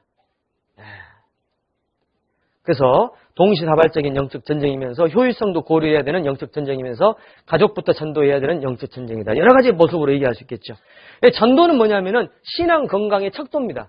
저 사람이 신앙이 건강하냐 건강하지 않느냐라고 하는 것은 전도에 얼마나 애정이 있는지를 볼 때에 알 수가 있죠. 자, 전도를 잘한다고 신앙이 항상 건강한 건 아니에요. 근데 신앙이 건강한 사람은 전도를 항상 잘하려고 해요. 그 말씀 이해가 되셔요? 전도를 잘한다고 항상 신앙이 건강한 건 아니에요. 그러나 신앙이 건강한 사람은 전도를 항상 하려고 애를 쓰는 것이에요. 되든 안 되든 애는 써봐야 되잖아요. 그래서 신앙 건강의 척도가 되는 것이죠. 왜냐하면 그것은 하나님이 가장 기뻐하시는 일이니까 하나님을 정말 사랑한다면 하나님이 정말 기뻐하시는 그 일을 하게 되는 것이죠. 하나님을 사랑한다고 하면서 하나님이 원하시는 전도를 안 한다면 하나님을 정말 사랑한다라고 보기는 어렵다는 것입니다. 자, 그러면은 전도는 두 종류가 있다. 직접 전도가 있고 간접 전도가 있죠. 직접 전도는 직접 가서 전도하는 것이고 간접 전도는 누구를 인도하지 못해도 내가 참여하는 것이죠. 간접 전도 위에서부터 아래까지 읽어보십니다. 집회 참여, 물질 참여, 기도 참여, 봉사 참여. 봉사하는 것도 간접 전도죠. 설거지하고 화장실에서 청소하고 그것도 전도 집회를 위한 교회당을 꾸며서 교회당에서 복음을 전하기 위한 간접 전도예요. 그래서 직접 전도가 안 되면 뭐라도 해야 된다? 간접 전도라도 해야 된다. 수라도 채워줘야 된다. 이렇게 얘기를 드릴 수 있겠습니다. 직접 전도에 보니까 조우 전도라는 게 있죠. 조우 전도는 뭐예요? 조우가 뭡니까? 갑작스럽게 만나서 뜬금없이 전도하는 게 조우 전도예요. 전라도 말로요. 좀 속된 말로 뜬금없는 전도죠. 뜬금전도 시작. 뜬금전도예요. 뜬금전도. 아니요. 제가 웃긴 얘기가 있습니다. 어떤 목사님이 계시는데 박 목사님 서울에 계셔요 지금. 그리고 한 분은 이제 전주 옆에 계세요. 어떤 목사님 계십니다. 그 성이 하도 특이해서 누구라면 다 아셔요. 그분 계시는데 그 어떤 전주 옆에 계신 그 모 목사님이 이제 선배를 전도하려고 하는데 이 선배가 있잖아요. 이제 바쁜 것처럼 보여지고 자기도 바빠요. 방송실에서 근무했거든요. 그래서 힘들었는데 이 선배가 어느 날 갑자기 와가지고 왜 나한테 교회 가자는 얘기 안 하냐 이렇게 하는 거예요. 그래서 내가 바빠서 다음에 내가 인도할게 이렇게 해버린 거예요. 야, 그러면 테이프라도 줘라, 테이프라도. 그래가 이제 테이프를 준 거예요. 아이, 테이프를 한번 봤는데요. 아침 8시에 봤는데, 이게 실화입니다. 제가 직접 들은 거예요. 아침 8시에 본인이 혼자 봤는데, 저녁 8시까지 봤는데, 점심도 굶고, 저녁도 굶고, 말씀 듣고, 기도하고, 말씀 듣다가 하루 만에 구원 받아버렸어요. 아, 그런 분이 계시더라니까요. 이것을 뜬금전도라 해요, 뜬금전도. 이게 어떻게 될지 모릅니다. 왜냐하면 그게 하나님이 하신 일이니까. 그렇잖아요. 누구 전도하려고 했는데 따라온 사람이 구원받잖아요. 저희 옛날 집에도요, 아버지 전도하려고 그 전도에 모셔서 저희 집에서 집회했거든요. 80년 그때 기억납니다. 아버지 전도하려고 전도인을 저기 목포에선가 모셔오셨거든요. 아, 근데 아버지만 안 오고 다른 사람 다 와서 구원받았어요. 아버지만 안 오셨어요. 근데 다음에 이제 수양에 가셔서 이제 구원을 받으셨는데, 요거 뜬금전도예요. 그래서 뜬금전도도 필요하다. 한번 따라합시다. 뜬금전도. 예, 뜬금전도 필요합니다. 그리고 해외 선교도 아주 효율적인 전도입니다. 한국에서는 집회하려면 대집회할 때 한 500만 원 들지 않습니까? 대집회 해봐야 구원받는 사람 한 10대 명, 교제 붙는 사람 3개월 뒤에 생존율 한 30%. 그러니까 3개월 뒤에 대집회 끝나고 남아있는 사람은 보통 한 5명, 이 정도 남아있어요. 그죠? 근데 해외는요, 보통 한 번 집회할 때 해봐야 70만 원. 그런데 구원받는 사람 50명, 3개월 뒤 생존율 반타자, 해가지고 한 25명, 이 정도는 남아있다는 겁니다. 그러니까 해외 선교가 참 중요해요. 참 중요합니다. 예? 아무리 얘기해봐야 실제로 해외 선교 가서 그 현장을 안 보면요, 눈이 안 뒤집혀요. 이게 눈이 뒤집혀야 돼, 한번. 그 해외에서 구원받는 그 많은 영혼들을 보면서 가슴이 막 터지려고 해야 돼요, 한 번씩. 그런 적 있으세요? 벅차오르는 감정이 있습니다, 그게. 야, 이 사람들이 지옥 갈 뻔했구나, 이게. 한 번도 복음 못 듣고 교회만 다니다 지옥 갈 뻔했다. 이거 한번 깨달으면요, 그거 항상 가고 싶습니다, 그게. 예? 예. 뜬금전도도 필요하고 해외 선교도 필요하다. 자, 그럼 어떻게 해야 될 것이냐? 먼저 5번.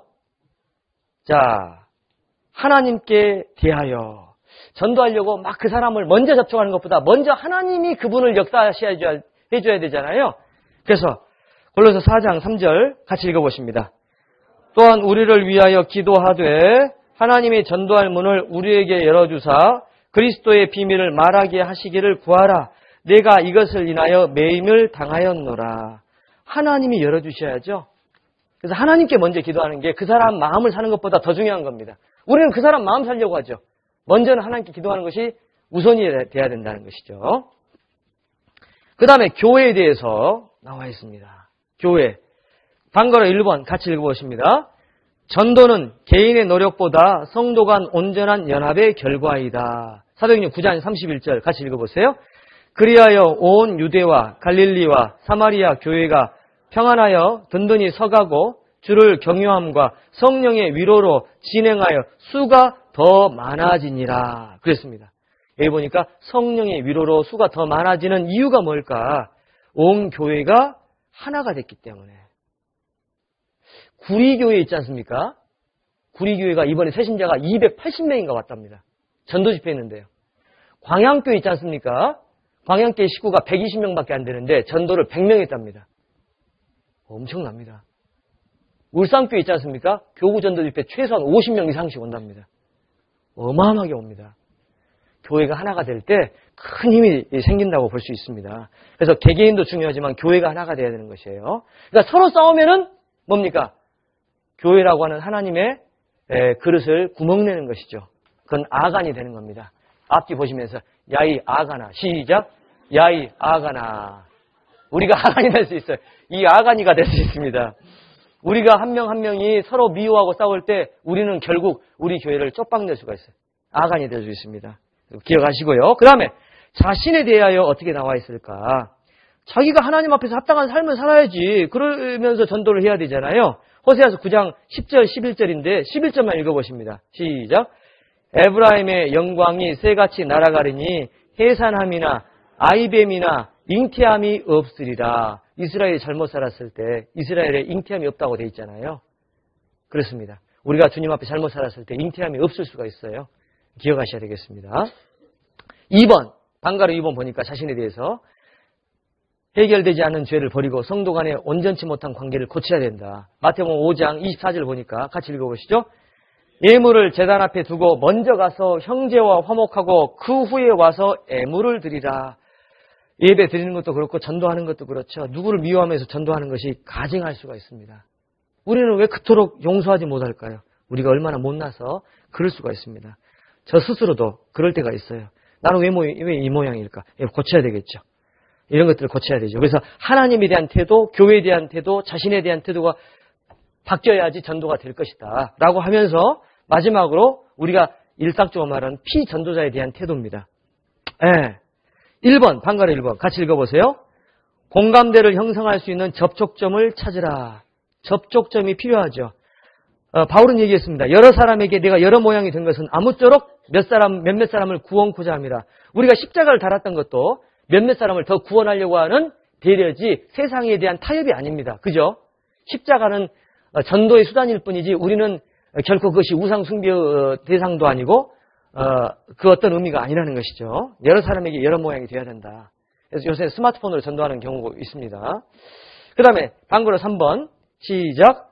화나 혈기를 자제하고 부드럽게 대하라. 논리에서는 승리하고 사람을 잃을 수는 있죠. 말은 맞는데 화를 내가지고 그 사람 다시는 안 온다 그러죠. 특히 누구하고 상담할 때, 저하고 상담할 때 그럴 가능성이 있습니다. 조심해야 되겠죠 우리가. 자 4번 방구로 4번 시작. 전도의 권유가 안 통하면 미안해서라도 듣게 하라. 사실은 논리적인 것으로 전도하기는 어렵습니다. 결국에는 몇 번 전도하다가 아이고 그래 알았어 귀찮아서 듣게 해야 되고 미안해서 듣게 해야 된다는 거죠. 뭐 이스라엘이 어쩌고 노아의 방주 어쩌고 이런 논리는 그 사람의 세상에 뿌리 박힌 마음을 돌이키기 하기 충분하지 않아요. 그래서 미안하게 해야 되고 귀찮게 해야 된다는 것입니다. 그것이 전도할 수 있는 가장 중요한 도구여야 된다는 것이고요. 그 다음에 5번 같이 읽어보십니다. 지혜로운 모든 방법을 동원하라. 모든 방법을 동원해야 되겠죠. 뭐가 됐든 간에. 그래서 뱀처럼 지혜롭고 비둘기처럼 순결하라 이렇게 말씀하셔요. 그 다음에 6번 시작. 말보다 행동으로 전도하라. 그래서 그 위에 보면은 원이 있습니다. 개인 전도 전략 이렇게 나와 있어요. 거기에 보니까 제일 꼭대기에 보니까 읽어보십시다. 시작. 관계 전도. 사람과의 관계를 개선시켜서 전도하는 것을 관계 전도라 그래요. 그 옆에 시계 방향으로 같이 읽어보십니다. 시작. 생활 전도. 내 삶이 올바르게 되어서 내 삶을 통해서 오는 것들. 그게 생활 전도죠. 그래서 관계 전도, 생활 전도 할 때 가장 먼저 돼야 할 건 뭡니까? 생활 전도죠. 그 다음에 관계 전도죠. 관계는 좋은데 자기 생활은 엉망이다. 안 오잖아요. 그 다음에 쭉 나오면서 6시 방향을 7시 방향 봐보세요. 7시 방향. 읽어보십니다. 시작. 목표 설정. 이거요. 내가 한 달에 한 명은 전도하려고 해야 되겠다. 이런 목표를 설정하는 것이 굉장히 중요합니다. 뭐 시간 주어지면 하지 뭐. 집회 있으면 그 앞에 좀 인도해보지. 이렇게 하면요. 안 됩니다, 잘. 그러니까 한 달에 한 번은 권해야 되겠다. 일주일에 한 번은 권해야 되겠다. 이런 어떤 자기 컨트롤이 필요합니다. 그럴 때 많은 전도를 할 수가 있는 것이죠. 그 다음에 8시 방향 같이 읽어보십니다. 논리전도. 논리전도는 뭐예요? 논리적으로 전도하는 거죠. 요새 좀 봐라. 지금 지구가 지금 이상해지지 않냐. 요새 저 IS 있지 않냐. 다 성경에 나왔다. 이게 논리전도예요. 논리전도는 우리가 일상하는 것입니다.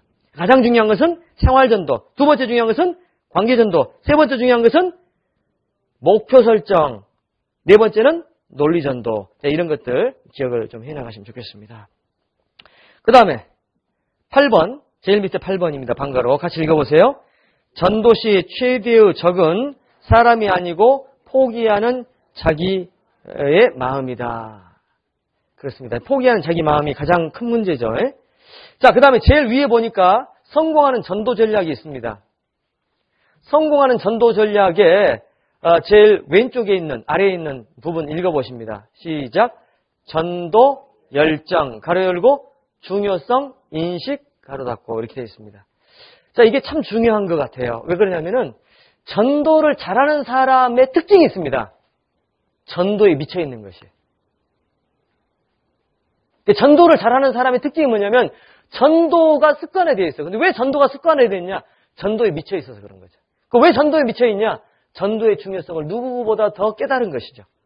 그러니까 전도를 잘할 수 있는 방법이 뭐냐? 전도가 중요하다는 것을 깨닫는 것이 가장 잘할 수 있는 방법이에요. 전도는요, 다른 왕도가 없어요. 전도가 얼마나 중요한다는 것을 깨닫는 것이 가장 중요한 것입니다. 그래서 그걸 성공하는 전도 전략이라 써놨습니다.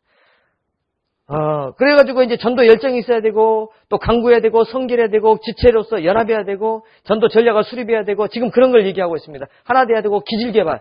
기질개발도 좀 필요하죠. 어떤 사람은 너무 순둥이에요. 화성교회 얘기가 있습니다. 화성교회는 거리 전도를 계속 한대요. 광양교회도 거리 전도를 해요. 그렇게 한다고 해서 오는 사람은 별로 없습니다. 그런데 그렇게 함으로 있어서 말이 트인다는 거죠. 막 입이 간질간질한데 부끄러워서 말 못하는 경우가 있습니다. 그리스도를 부끄러워해서가 아니고 성향이 부끄러워요. 이게 잘 안 됐는데 그냥 탁 터지는 경우가 있어요. 그걸 잘 하기 위해서 우리가 거리전도라고 하는 훈련 프로그램이 필요하지 않겠나라고 하는 건데 전주에 적용하기에는 아직은 어려움이 있어서 지금 우리가 적용하지 않고 있습니다. 제가 시흥에 있을 때도 했고 정읍에 있을 때도 항상 거리전도라고 하는 프로그램을 가동해서 주일날 오후에 전 교인이 전 지역의 섹타를 다 나눠가지고 프린트물, 데모 테이프, CD 이거 다 가져가가지고 포스트 전도도 막 하고 그랬었거든요. 아직 여기에는 그런 어떤 마인드가 조성이 아직 안 돼서 우리가 할 수 없고 있어요. 할 수 없습니다, 지금은. 근데 그게 사실은 효율적이지 않지만 필요합니다. 제 경험을 말씀을 드릴게요. 시흥에 있을 때 형제자매들한테 거리전도로 막 했는데요. 아이고, 이건 붙여도 오긴 누가 와. 그래서 막 이렇게 붙였는 모양이에요. 붙였는데요. 한 가족이 다 와서 다 구원받았어요. 박수 없습니까? 이 박수 있어야 돼요. 한 가족이, 자매님, 형제님, 두 아이들. 이걸 뭐 하려고 해? 왔잖아요, 지금. 그거 어떻게 할 거예요, 그거를. 예. 그러니, 어쨌든 한 영혼, 그때 제가 기억나기에는 한 10,000장 이상 뿌렸습니다. 그래서 한 영혼 나왔거든요. 10,000장 이상 뿌려가지고. 그래서 어쨌든 그런 게 필요할 수가 있습니다. 기도하면서 우리가 어떻게 해서든지 간에 전도를 할 수 있는 그런 소스들을 생각을 해봐야 되겠죠. 그 다음에 도전받는 롤모델이라는 게 있어요. 성공하는 전도 전략에서 제일 오른쪽에서 위쪽에 도전받는 롤모델이 있어요. 그죠? 그렇지 않습니까? 제가 울산교회 갔더니 울산교회 형제들이 이제 제가 오면 전도에 오니까 차를 대접하지 않습니까? 차를 대접하는데 어떻게 대접하는 줄 아세요? 봉사회장님이 자 위하여! 그러니까 어떤 형제님이 뽀샤쩍 하면서 위하여 하고 옆에 있는 사람이 뽀샤쩍 하면서 위하여 하면서 저 깜짝 놀랐어요. 저는 태어나서 그런 거 처음 봤거든요. 전도인 앞에서 차 한잔 마시면서 뽀샤쩍 하면서 위하여 하잖아요. 야, 그거 참 멋있더라니까요. 물론 조금 인위적인 모습도 없진 않지만 좀 거부감도 있잖아요. 좀 조폭 비슷하게 보이고. 그런데 그 기백은요 정말 당차더라고요. 그런 모습도 필요합니다. 예. 그래서 이런 롤 모델로 우리가 좀 격동이 될 필요가 있겠다는 생각이 들고요. 그 다음 장 넘겨보십니다. 자, 여러 가지 게 있는데 방가로 9번을 보시겠습니다. 같이 읽어보십니다. 제일 위쪽에서 두 번째 문단입니다. 시작. 사람을 두려워하지 말라 하나님을 두려워하라. 이사야서 51장 12절 읽으십니다. 가라사대 너희를 위로하는 자는 나연을 너는 어떠한 자이기에 죽을 사람을 두려워하며 불같이 될 인자를 두려워하느냐. 정말 주님을 더 두려워해야 되겠죠. 우리가 사람 두려워할 때가 사실은 많습니다. 저부터도요. 때로는 이렇게 말하면 저 사람이 어떻게 생각할까? 어떤 반응이 올까? 너무 빠르지 않을까? 별 생각을 다 하면서 지혜 보는데 그게 지혜가 아니고 타협이 되고 침략이 될 수 있는 것이에요. 때로는 어떤 경우는 그냥 무대포로 그냥 말할 필요도 있죠. 어떨 때는 또 지혜 보면서 지혜롭게 해나가야 돼요. 무대포로 하다가 정말 마음 다칠 수도 있어요. 그걸 잘 완급 조절을 해나가셔야 되겠죠. 자, 10번 그 밑에 화살표 있습니다. 굵은 글씨 같이 읽어보십니다. 이런 조건들이 잘 갖춰지지 않아도 전도되는 이유는 그리스도인의 생활이 합당해서가 아니고 피전도인의 영혼이 불쌍하며 하나님의 은혜가 우리의 연약 가운데서 역사하시는 그 은혜가 있기 때문이리라. 그러죠. 뭐 우리가 선교를 하지 않고 누굴 미워하는 상태에서도 전도했는데 구원받는 경우도 있어요. 왜 그러냐면은 우리가 합당해서가 아니고 그 영혼이 너무 불쌍해서, 그리고 우리 같은 사람에게서도 하나님이 전도할 수 있는 기회를 주시려고 그 영혼이 인도되고 구원받는 경우가 있을 수가 있다는 것입니다. 네? 그러니까 결과가 중요한 게 아니고 과정이 더 중요한 것이죠. 결과가 있다고 해서 과정이 정당화될 수는 없어요. 저 사람이 구원받았어. 그러니까 하나님 내 삶을 받아주고 계셔. 그건 아닐 수도 있어요. 내 삶이 합당하지 않아도 하나님이 주신 특별 은혜로 저 사람이 구원받을 수도 있다는 것을 기억을 하셔야 됩니다. 그렇다면 이런 전도를 잘하기 위해서 장애물들 극복해야 됩니다. 내적 장애물들. 제일 위에 시계방향에서부터 내려옵니다. 무관심에서부터 시작. 무관심, 두려움, 지혜 결핍, 환경 장애, 열정 상실, 인내 부족, 경험된 좌절감. 이게 내적인 장애물이에요. 전도할 때. 무관심. 사실은 이게 전도할 때 가장 큰 문제가 될 수가 있습니다. 무관심, 두려움. 존 웨슬레가요, 어느 날 전도를 거리에서 전도를 해야 되는데, 왜 교회 전도하는 것을 막았지 않습니까? 거리에서 전도를 해야 되는데 갑작스러운 두려움이 사로잡혔답니다. 그래서 굉장한 두려움이 막 있었는데 그 두려움을 극복하고 전도를 하게 됐대요. 그래서 그 존 웨슬레하고 조지 위필드가 유명한 거리 전도자가 됐지 않습니까? 만약에 그때 두려움이 왔을 때 전도를 안 했다면 오늘날의 존 웨슬레와 조지 위필드가 없을 거라고 하는 그런 이야기가 있습니다. 갑작스러운, 잠을 자고 있는데 내가 전도하다가 맞아 죽을 수 있다라고 하는 갑작스러운 두려움이 왔다라고 하는 겁니다. 그것을 극복해서 위대한 그리스도인이 됐다는 것이에요. 그래서 한 번의 극복이 완전한 극복이 될 수도 있다는 것을 기억을 해보실 필요가 있고요. 그 다음에 열정 상실입니다. 무관심은 아닌데 열정을 상실할 수 있어요. 여기 보니까 금오고 가로 닫고 가로 열고 뭐 이렇게 있잖아요. 가로 열고 가로 닫고. 제가 금오고 출신이거든요. 금오고 있을 때 학교 선생님 4명 전도했고 제 아는 친구들 13명 전도했어요. 고등학생 때. 그때 구원받아서 목사님 된 분도 지금 서울교회에 계세요. 근데 금오고에서는 그렇게 했어요. 근데 대학교 들어갔잖아요. 대학교에서는 어떻게 전도했냐면은 대학교 집회 끝나면은 오리엔테이션 하고 막 그러지 않습니까? 대학생들 선배 후배가 와가지고, 우리 클럽이 어떠고, 서클이 어떠고, 그것을 수업 끝나면 쉬는 시간 5분 안에 발표하는 시간도 있고, 그래서 단원들 모집하고 그러는데, 그때 제가 올라가서 전도 집회, 대학 전도 집회 있다고 막 거리 전도도 하고 막 200명, 300명 앞에서도 막 얘기하고, 그렇게 했던 경험이 나요. 그랬는데, 직장에 들어가가지고 첫 직장에서 입을 딱 막았어요. 이상하더라고요. 말이 안 터지는 거예요. 환경이 바뀌고 위축이 되고. 그러니까 왜 이런 게 생기냐면은 그런 열정이 어떤 환경적인 이유나 어떤 마음의 어떤 부담 때문에 입이 딱 닫히는 거죠. 이해가 되시죠? 그러다가 조금씩 열리더라고요. 그래서 4명도 인도하고 몇 명도 인도하고 막 이렇게 해보기도 했는데요. 어쨌든 간에 열정 상실에서도 우리가 벗어나야 되고요. 경험된 좌절감이 있습니다. 한두 번 했는데 안 되니까 아이고 힘들 거다라고 해가지고 안 하는 경우도 있어요. 경험된 좌절감. 자, 이런 내적 장애물들을 우리가 이겨나가야 되겠죠. 외적 장애물들이 있습니다. 시계방향에서부터 내려옵니다. 위에서부터. 시작. 이단, 시비, 구원관, 세상 쾌락, 종교 다원주의, 오해와 무지, 바쁜 직장일, 가족의 핍박, 자존심, 타락한 기독교. 2단 12 때문에 전도하다가 안 되는 경우도 있습니다. 너무 많죠. 구원관이 잘못되어서 구원을 실감으로 생각하는 경우도 있어요. 세상을 좋아해서, 교회는 다 똑같다고 생각해서, 종교는 다 똑같다고 생각해서, 너무 바빠서, 마음은 있는데 그런 경우도 있고요. 자존심, 기독교가 너무 타락해서. 자, 이런 것들을 다 이겨나가야 되겠죠. 그래서 6번, 여러 가지 전도 사례인데요. 성공 사례는요, 아브라함, 노아만 구원받은 게 아니고 가족이 다 구원받았잖아요. 자, 반거래 2번. 가족이 다 구원받은 경우 한번 읽어보십니다. 시작. 고넬료, 루디아, 빌립보, 간수, 회당장 그리스포, 노아와 그 식구들, 라합과 그 식구들, 조지, 커팅, 구원의 안정과 기쁨과 확신이라고 한 그 소책자를 썼던 조지 커팅은 자기 가족 약 70명을 다 구원받게 했습니다. 제가 사진 찍어놓은 걸 봤거든요.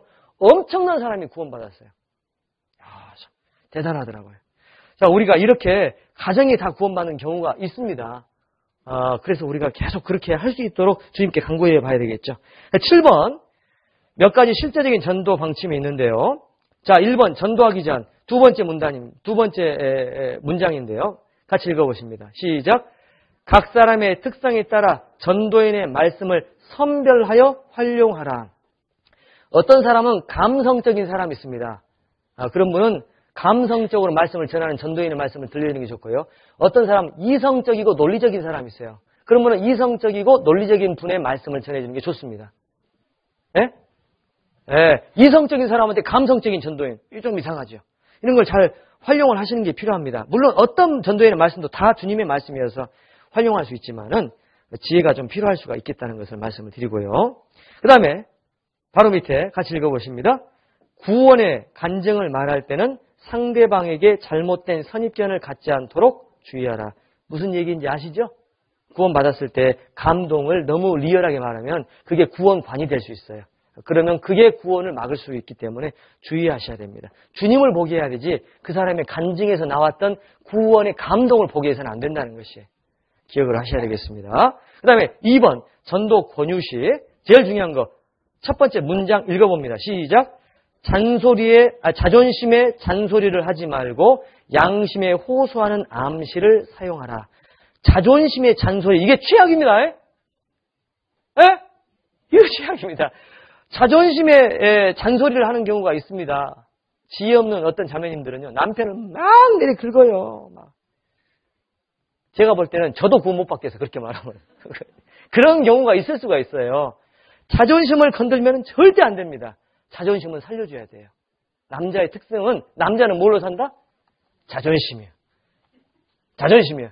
그래서요, 우리 실내적구 한 번씩 이렇게 하고 그러는데, 자존심은 세워줘야 되죠. 자존심. 그래서 저번 주에도 실내적구 하는데 제가 막 졌어요. 그러니까, 우리 형제님들이 제가 조금 민망했는가, B급 선수를 스트라이커로 내보냈어요. 제가 연승했지 않습니까? 기분 좋더라고요, 그거. 아이고, 김모 형제님께 감사를 표합니다. 이 자리를 빌어서. 김용모 형제님, 김모현 형제님, 네, 감사를 표합니다. 앞으로도 자주로, 용병을 좀 부탁을 드리겠습니다. 그 다음에 두 번째. 시작. 때로는 침묵으로 항변하고, 때로는 충격요법을 사용하라. 침묵도 전도의 하나죠. 그리고 충격요법도 전도의 하나죠. 기억하셔서 하셔야 되겠습니다. 제가 아는 어떤 분은요, 이혼까지 다 이제 결정을 했어요. 하도 그래서 남편이 이혼하자고 해서 할 수 없이 이제 이혼 서류 이제 도장 찍었는데, 우리 이혼했으니까 한번 마음 비우고 한번 들어봐. 그래가지고 말씀 듣고 구원받아가지고 지금 교구장 되게 계셔요. 시흥교회. 이혼 서류에 도장 찍었는데 지금에. 이럴 때도 박수가 나와야 되는데 안 나오니까 넘어가랍니다. 그런 분들 계시더라고요. 이혼 서류에 도장 찍었는데 구원받아가지고 교구장 돼가지고 아주 참 엄청난 분이 계십니다. 자, 이단이라고 반박할 때는 틈새를 더욱 파고들어라. 자, 그러면서 쭉 나옵니다. 넘기십시다. 제일 위에 나와 있는 문장을 읽어봅니다. 우리 교회만 시작. 우리 교회만 옳다는 인상이 들지 않도록 주의하라. 잘못하면 이렇게 오해할 수 있죠. 사실 우리 교회 외에 다른 교회에서 복음 전해지는 것이 쉽지는 않잖아요. 그건 사실이죠. 물론 구원받은 사람이 좀 있고 복음적인 교파 교회가 있지만은 사실은 우리같이 전도하는 데가 없잖아요. 우주적으로. 지구적으로 없는 게 아니고 우주적으로 없지 않습니까?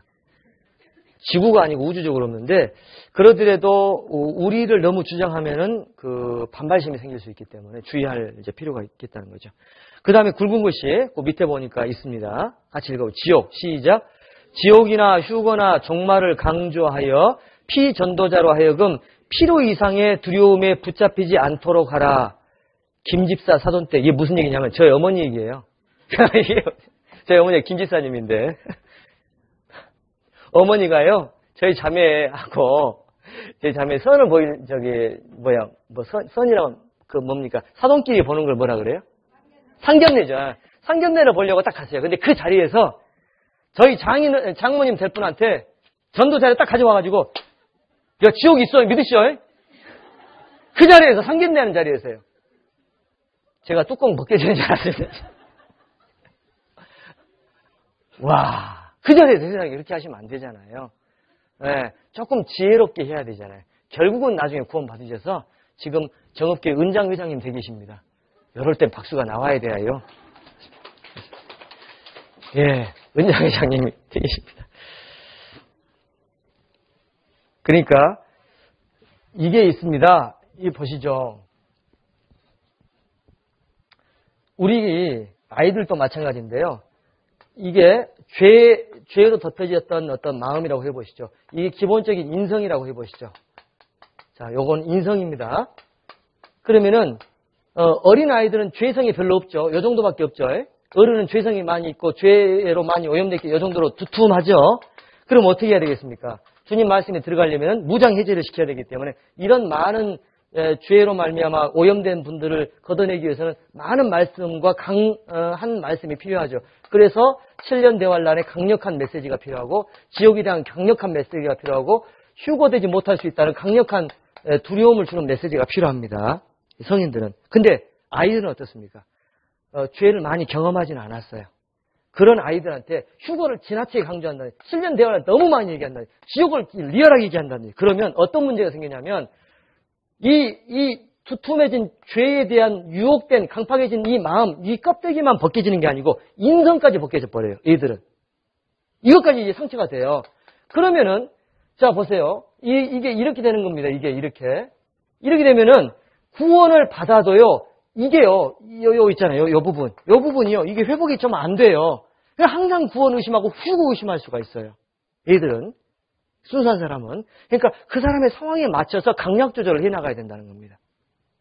그래서 어린이 집회할 때 휴거를 지나치게 얘기하는 것이 별로 안 좋을 수가 있어요. 휴거를 얘기할 필요성이 있을 수가 있지만은 지나치게 얘기하는 것은 어린이로 하여금 더 큰 두려움에 잡힐 수 있게 할 수 있습니다. 주의해야 될 것입니다. 그것은요. 자, 주의하셔야 되겠고요. 그 다음에 이 얘기입니다. 하나님, 시작. 하나님 존재와 죄를 인정하는 마음이 자신이 원하는 수준에 도달치 못했다고 윽박지르지 마라. 윽박지르는 경우가 있습니다.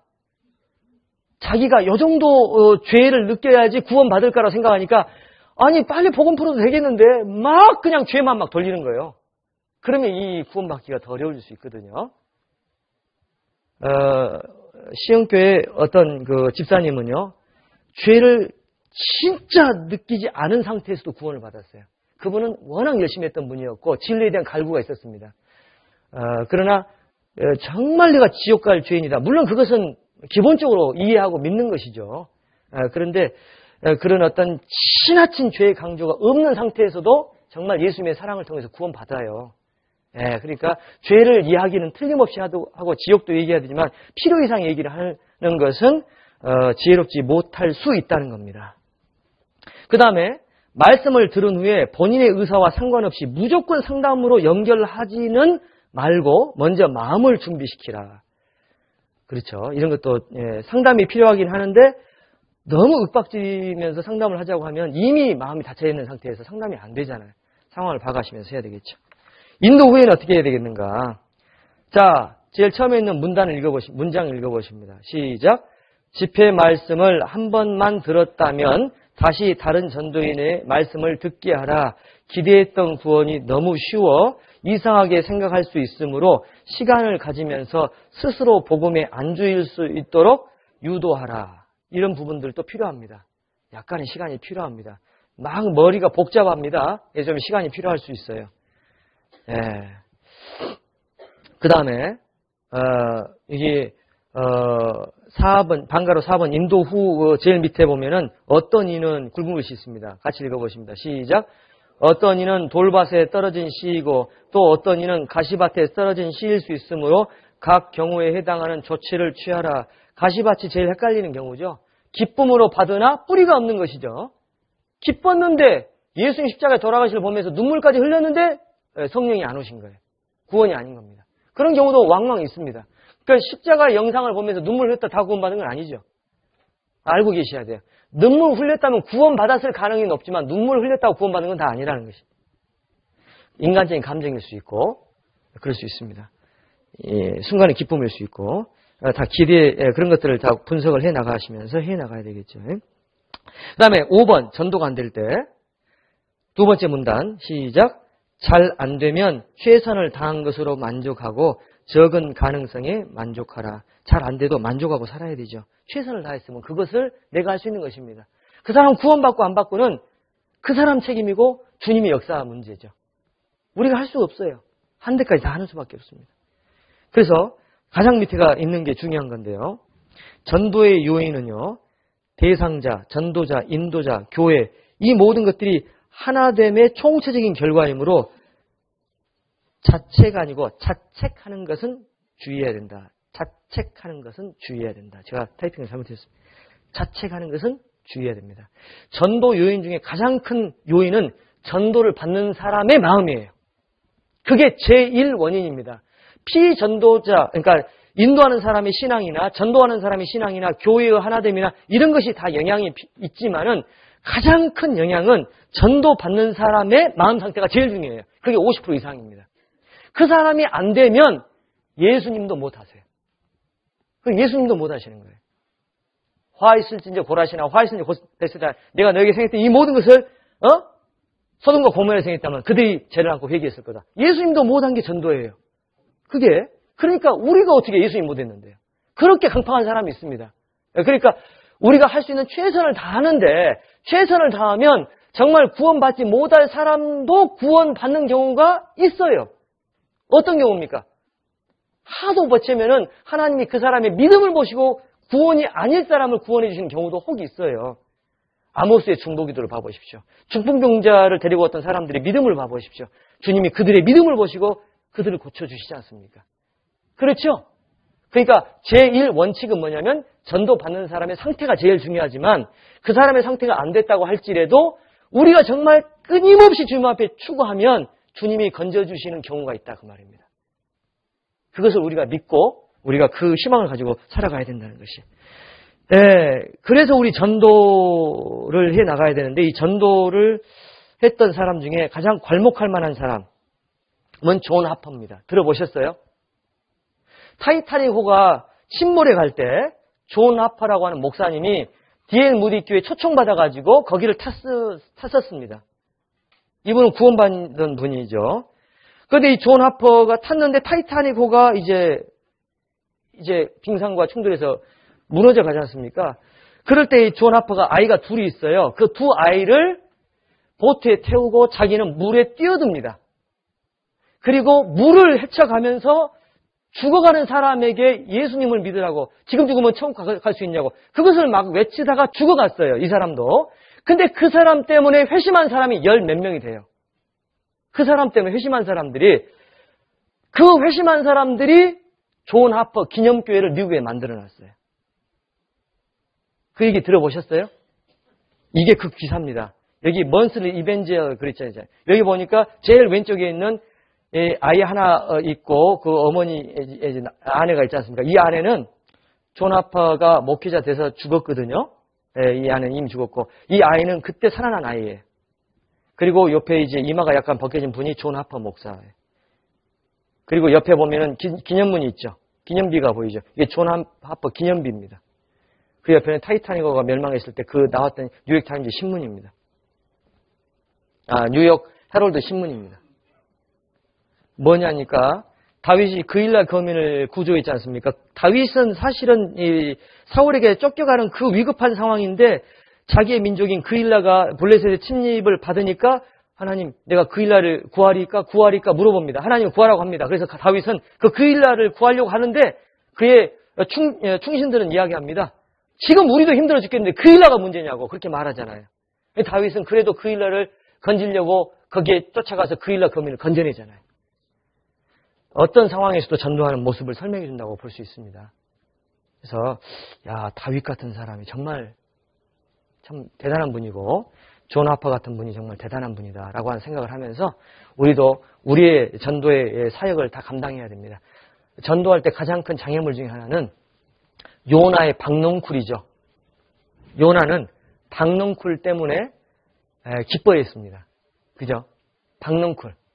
요나에게는 가장 중요한 게 그때는 박농쿨이었어요. 근데 하나님은 지금 지옥에 가는, 멸망으로 가는 그 느느웨 백성들을 걱정하면서 너는 박농쿨 때문에 이렇게 기뻐하는데 나는 이렇게 수많은 사람들이 멸망을 가고 있는데 이 영혼들을 염려하는 것이 마땅치 아니하냐? 라고 항변하시는 내용이 나오잖아요.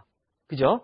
그 요나의 박농쿨이 우리가 붙잡고 있는 작은 어떤 취미나 내 어떤 고집이나 안일한 삶이 될 수도 있습니다. 따라오십시다. 요나의 박농쿨. 우리가 있는 박농쿨을 제거해 나가야 안 되겠습니까?